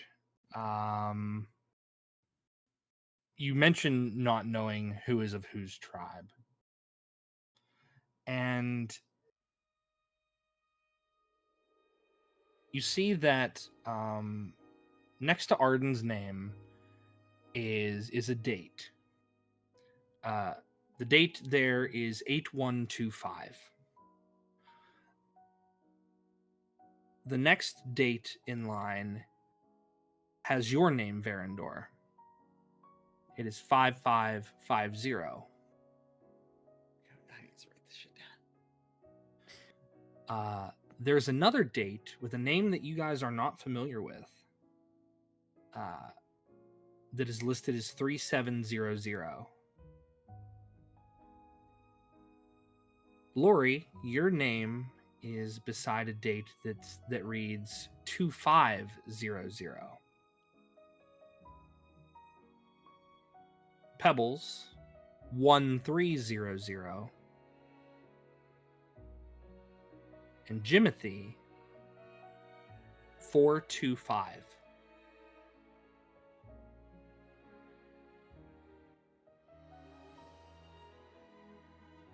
Yeah. I'm sure There there's i- a math reason for this all to make sense. Well, I would assume like as it ascends, it's getting closer to the new like era, right? So Kind does of like that mean that Ardyn is the oldest one here? What was Ardyn's number? 815 or 8125. 8125, yes. So you see that beyond Jimothy's, there is a 0 mark where you see that it is the turn of the world, and then another current date of 313. So there's 8 dates? There is 7 dates. Well, no, No, you just if we're counting 0. Seven dates. Well, if you're counting 0, yes, that would be 8 dates. Oh, okay. But there's 2. Yeah, okay, yeah. You notice that the one that What terrible thing just happened to me? that was listed of a name that you're not familiar with, that one is legible. You see that there's another one that has been deliberately ripped out of this piece of the page. Like I said, I think there was an asshole. I think that we are the good ones, and there was one asshole. I guess we can't assume everyone will be good, right? You can't assume that. It could have been me. You don't know that. Boy, Jimothy, you wouldn't have done that, would you? You don't know that. I don't know that. I don't know if I would have done that. I don't remember. That's what I'm saying. We can't trust anyone. You can't trust ourselves. We must go out together. We have to work together. I'm not saying we don't have to. But I don't trust none of y'all. Just putting it out there. Damn. I suppose you bring up a fair point. Ardyn, since you seem to be the eldest of our group, what would you say we do?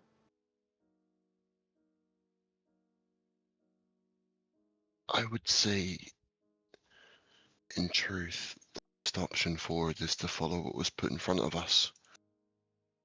Make our way to the town, find ourselves some clothes, lie low for a while until we can figure out more, especially of who these two missing people are.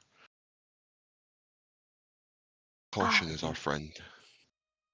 He is so think- wise, a great It- leader for our You group. you do recognize that even though he died before us, he might not have been older than all of us. Well, I mean, I guess we almost look ancient to you. Never mind. It's fine. Also, well, I mean, even though we all lost our memories, even if he did have the memories, he would know less than all of us because we came after he died. Yeah. Yeah, Yeah, technically. yeah, but thankfully none of us have memories, so we're all pretty much on equal foot. For the most part, we're That's pretty much true. all on equal footing. That's true. Yeah, we're like the same age. Basically. Yeah. No, We're all boys. That's You- that's No, Copia. He's like No, my that's age. not He's what like, it "No, we're all the same age. We were Are just we- born today. We're all the same age." Are we all boys? Really think Copia. about it. Really think about it. Lady Lori is actually a lady, not Thank a you. be. We appreciate that. Of course, of We're course. mutually exclusive. It's not gonna. So- just Okay. Might we proceed? Yeah, I, we're just gonna for start one, walking. happen to be rather hungry. Jotun, is there any kind of like bottles or potion bottles that I could take some of the water from the things with me? You are actually Ew. you are remarkably hydrated after leaving Oh. that. oh, Oh. thank God. Oh, That's thank really Oh. good Okay. news. Yeah, That's actually Praise gross be. news. that's. Unrealistic. I'm having a wonderful time. Listen, if Let's you not think too hard on that. if you make it weird, then it's weird. But if you don't make it weird, then we're fine. Oh no, I'm so sorry, Lady Laura. Oh wait.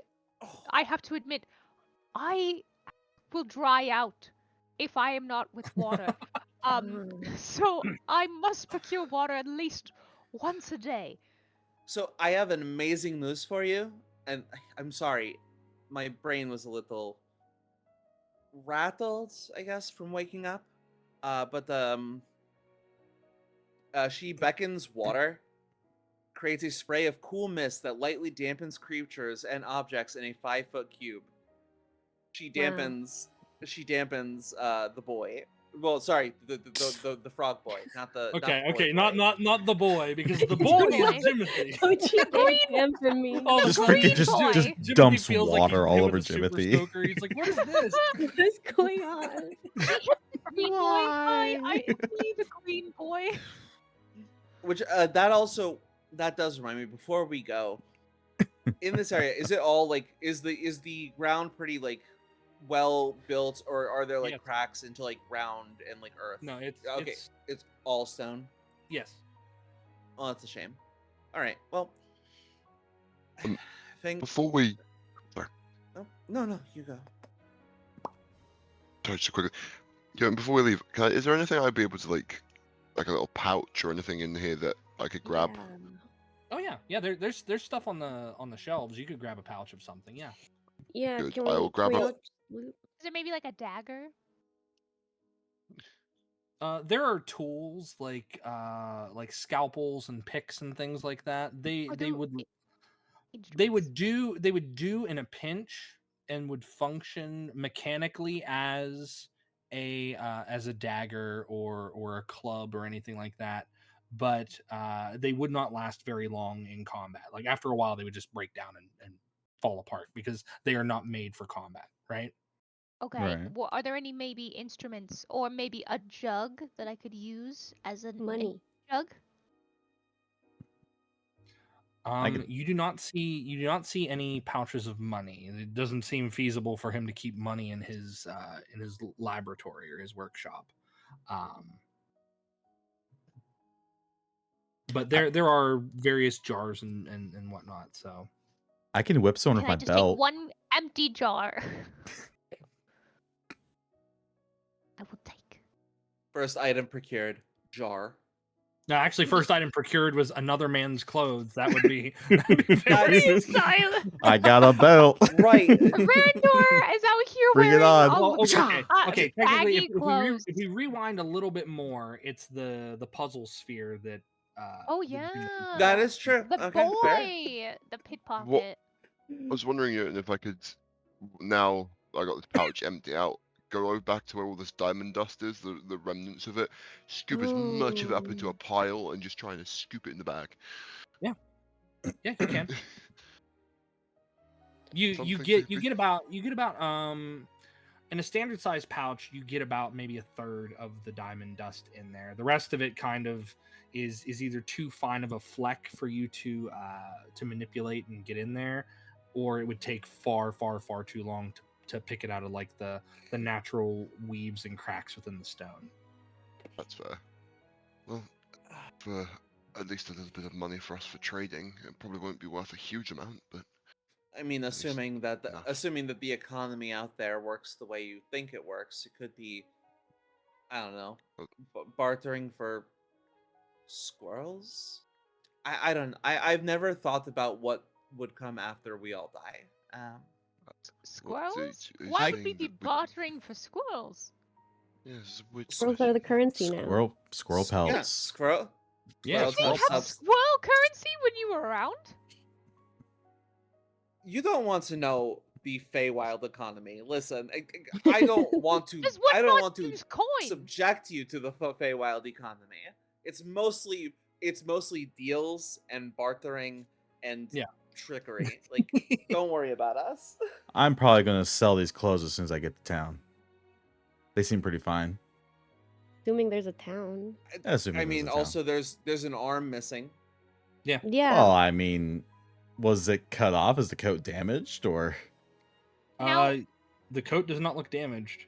It just looks you like said there's His arm was missing. diamond dust, right? yeah. At least Ooh. when I was Scoop it up. alive, I don't know about when you guys were, diamond was considered valuable. Is that still the case? Scoopy. Yeah, I think Ardyn did a little bit of all of scooping. you are aware that diamond dust still holds value. Even in Jimothy's time, it's like diamond is very rare. So Should we all be scooping up all this Oh dust? my god! Desperately? Diamond into a jar. Freaking just grab Well, a freaking looks- straw it to looks start like.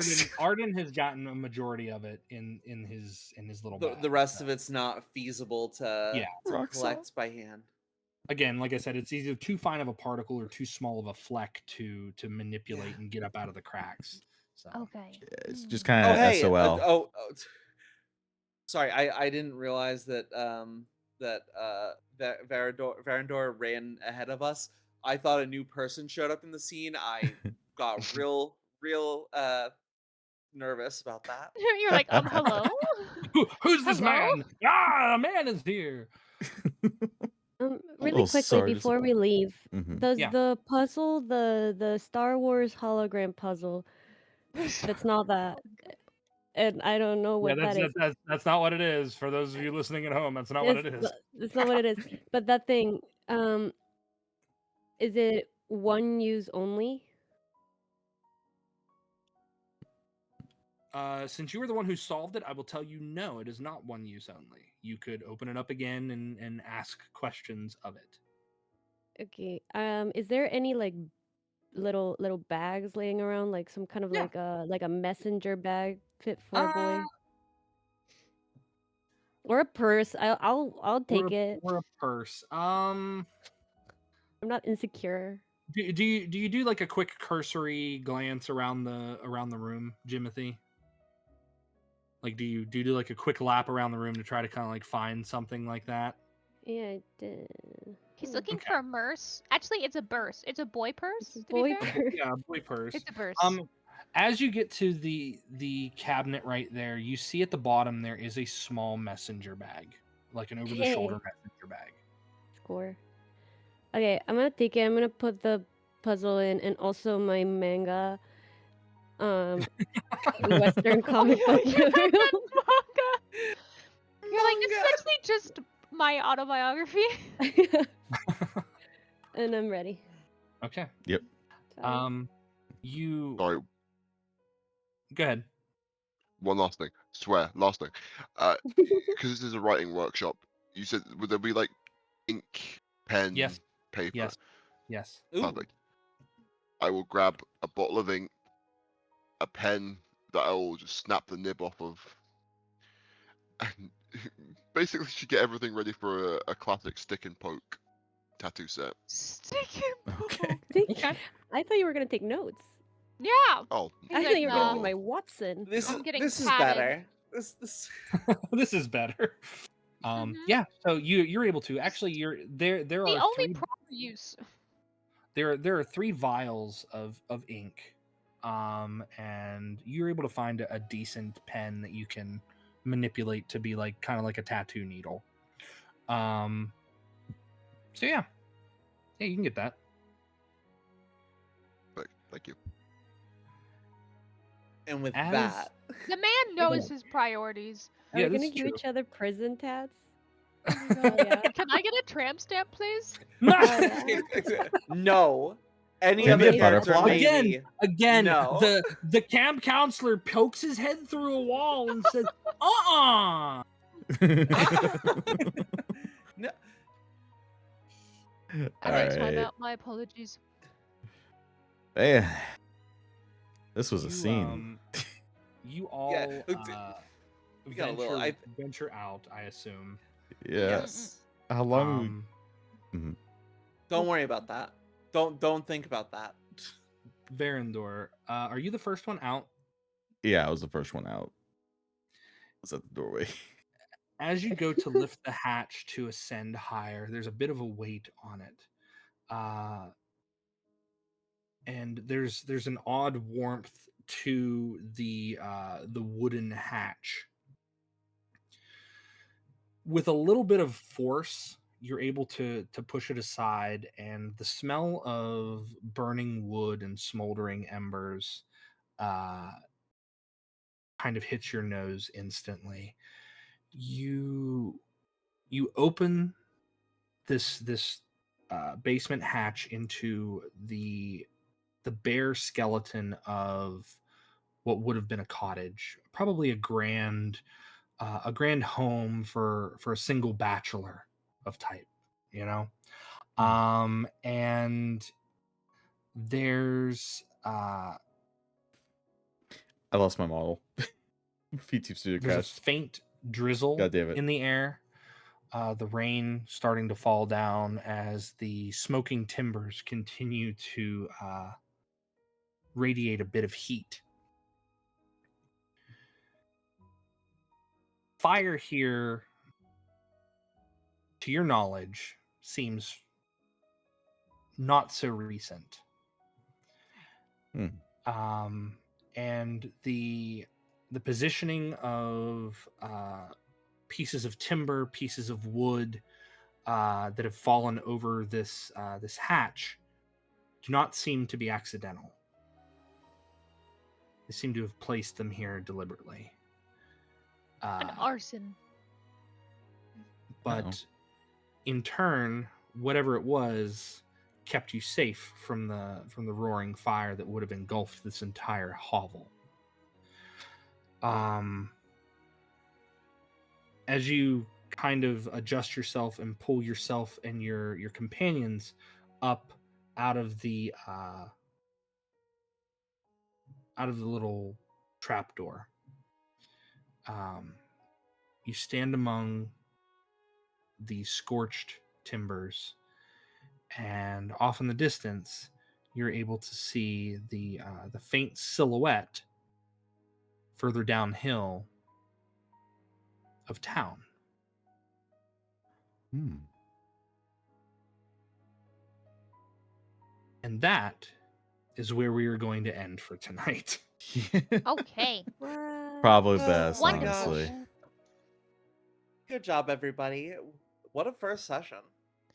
We spent all of it pretty much in the same room. No, that's not true. Not necessarily a bad thing, though. No, Not, it was That's very not true. important, We, though. we spent deaths, yeah, and we spent then half we of went it. to- Oh, that's true. That's true. We spent half of it going through trauma and dying. That's That's a true. completely different situation. My father was killed today. We We went what? all My- over the world. My hot We've fae enjoyed it. wife is dead now. My hot wife. I miss my wife. I miss didn't my even wife, get to I have a Tails. miss my wife. wife. I Freaking. died too young Oh to my get a God. wife. Ah, yes, the boy. The boy died like Spider-Man style. I mean, falling you through got a to, clock tower. yeah, you got to go out like kind of baller. It was a pretty solid one. But players, I hope you enjoyed yourselves tonight. Chat, thank you so much for being a part of this entertaining venture that we've just begun. I want to go through and let everyone kind of like introduce themselves. I know we're in most people's chats right now. That you have your streamers; they are on screen with you right now. But Hi. but no particular order. Let's go down. We'll start with Silas. Silas, introduce yourself, and then where we can find you and what's coming up next for you, my friend. Damn. First again. I see how it Put is. You're him just on the picking on me now, aren't spot. you? I have know, to. right? This is redemption arc. You know, you do it again. All right. So my name is Silas Calum. I live stream Monday through Thursday on Twitch, 6 p.m. Central. You can find me on. I mean, I just said, but yeah, you can find me on Twitch. I am currently working on a bit of a rebrand, and I'm also starting a new game project, which I'm starting tomorrow, which I'm pretty excited about. Not gonna share any details. I mean, Secrets. you'll find out tomorrow if you actually watch me. But anyways, it's nice to meet all of you. Secrets I had a are great no time. fun. Secrets. I had a lot of Very fun cool. tonight. That's was awesome. Thank wonderful. you. Yeah. Thank you. Liam, I know that you don't stream, but if you did stream, you know, are there any socials that we should follow you on, my friend, or you know, tell us about yourself real quick. Hi, I'm Liam. I also a Scottish Spartan. Hi. I mean, feel free to follow my Twitch. I hope at some point soon I will be getting up and ready to start properly streaming. As of for now, that's the only real socials that I have. Maybe that might change in the very near future. Hell yeah. Nice. Awesome. Hmm. Neru. Yeah, wow, yes. Hi. I'm there. I stream games. I've been playing a little Pocopia. I'm trying to play anything else, but it's hard because I just want to play Pocopia. But Oh, yeah, you're so I'm. lucky. You have a Switch That's too. so Oh, that's so relatable. I had to stop for my own good. Please continue. No, it's I'm like I have to force myself to play more games because it's like I can't. It's been a month, you know. I can't just be on Pocopia. But yeah, I'm streaming it on. I stream kind of whenever, mostly Sunday, Mondays. I am streaming on Wednesday. I'm hopefully still doing a playing repo with Nanami, who's supposed to be here and What? will be here next week. she will be here next week. So yeah, if you want to go see that, you can follow me. You can, yeah, I play games. And mods, feel free to shout out your streamer if you're in their chat, because that'll help boost their engagement and whatnot. So I'd appreciate that if you could do that. I'm not telling you mods what to do because you're not my mods, but it's only kind to do that for your streamer, right? At least my Um, mods listen to him. He's our DM. All right. I will be thoroughly Therefore, he impressed has if any of my power. mods are awake. yeah. I am Um, surprised mine are. I have one mod. He's there. Up next, Layla Bell, please. Hi, I'm Layla Bell VT. I'm a variety streamer, VTuber, and Ice type gym leader. I tend to stream on Ooh. Sundays, Mondays, and Thursdays, but that is not a hard set schedule at this point. I'm working on it. But I tend to play a lot of cozy games, a lot of RPGs, and obviously a lot of Pokemon. To the point where I'm probably gonna have a pretty decently long stream this Wednesday when Pokemon Champions comes out. So if you are interested in any of those things, or just want to be part of a like cozy, comfy little community, feel free to give me a follow. And last but not least, Willow. Howdy, howdy. It is me, Willow, the Tanuki. I am also a variety streamer. I'm the one who started this shenanigans of D&D. I play a lot of different things, but I am now officially a Loftia partner, so we have actually a really cool giveaway coming soon for 2 passes to get a key to get to the beta test for Loftia. So that's something Yes, coming up, it's almost and I bedtime. have a new model debuting soon. So that's my news. That's what I have at the moment. That's all I got for you. But I hope you stick around because I like you guys. So you know, that's all. And for those of you again who don't know, my name is Jotun Redwolf. I'm a Viking VTuber, professional dungeon master. I will be streaming another campaign starting tomorrow at 6 p.m. Eastern time. It is technically campaign 0, so there are some events that predate this current campaign. And then not just tomorrow, but Wednesday at 7 p.m. Eastern Standard Time, we are going to come back to another campaign that I'm currently running, The Third Silence. So we'll be in episode 3 of that one. So check us out. These VODs will be uploaded on my professional channel, Perception Checked on YouTube. Let me see if I can get that one to proc. Maybe no. It's okay. The links will be provided, and if you follow my socials, you can find them there. But I want to thank my players for a wonderful night, and we will be back to this one next week at 11 p.m. Eastern Standard Time. So if you want to catch these wonderful people, feel free to stop by. Same All right. time, same place. Yeah, same bat time, or should it be same boy time, same boy? Yeah. Boy. God.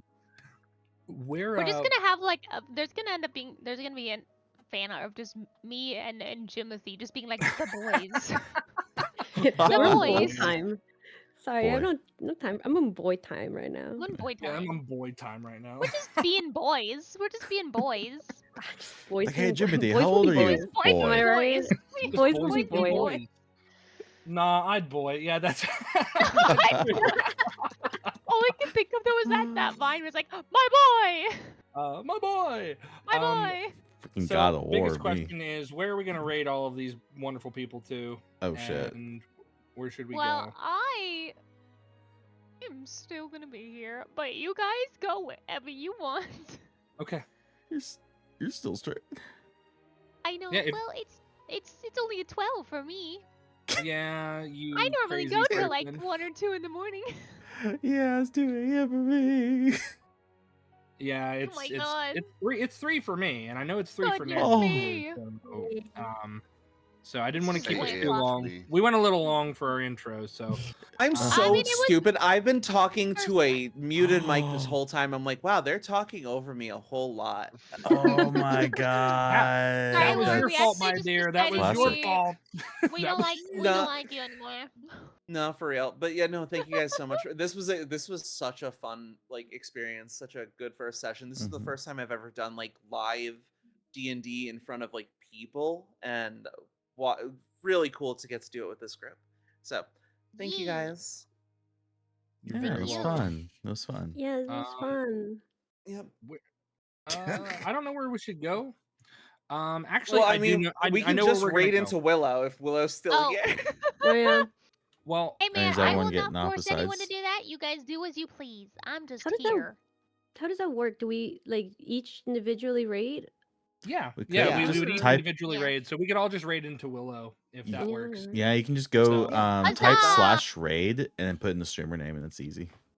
Yeah, or you got your cute little action buttons in OBS, but yeah. That works too. No, I don't have those. I manually type. I all that haven't stuff said in. any. I I'm manually not type it. I'm an archaic caveman. How are you all doing this? I click on I don't know. everything. I am raid her ancient, often, so I okay? just type it. Fair enough. So we're gonna go ahead and raid into Willow, guys. Thank you so much. We'll be back with this campaign next week. This is a weekly campaign, not every other week, so you can expect to see us or a majority of us at any given time. Yeah. So in the meantime, please stay safe, eat well, stay hydrated, and we're gonna catch you guys in the next one. Say goodbye, everybody. Bye-bye. Bye, everybody. Bye, everybody. Bye-bye. Bye bye. Click the raid button. I gotta stop my recording. Oh my god, a raid! Oh, a raid! Oh my god, guys, we're being raided! What were you guys Oh, that's doing? great. What were you guys doing? We How don't was know. your What were we stream? doing? How was your stream, everyone?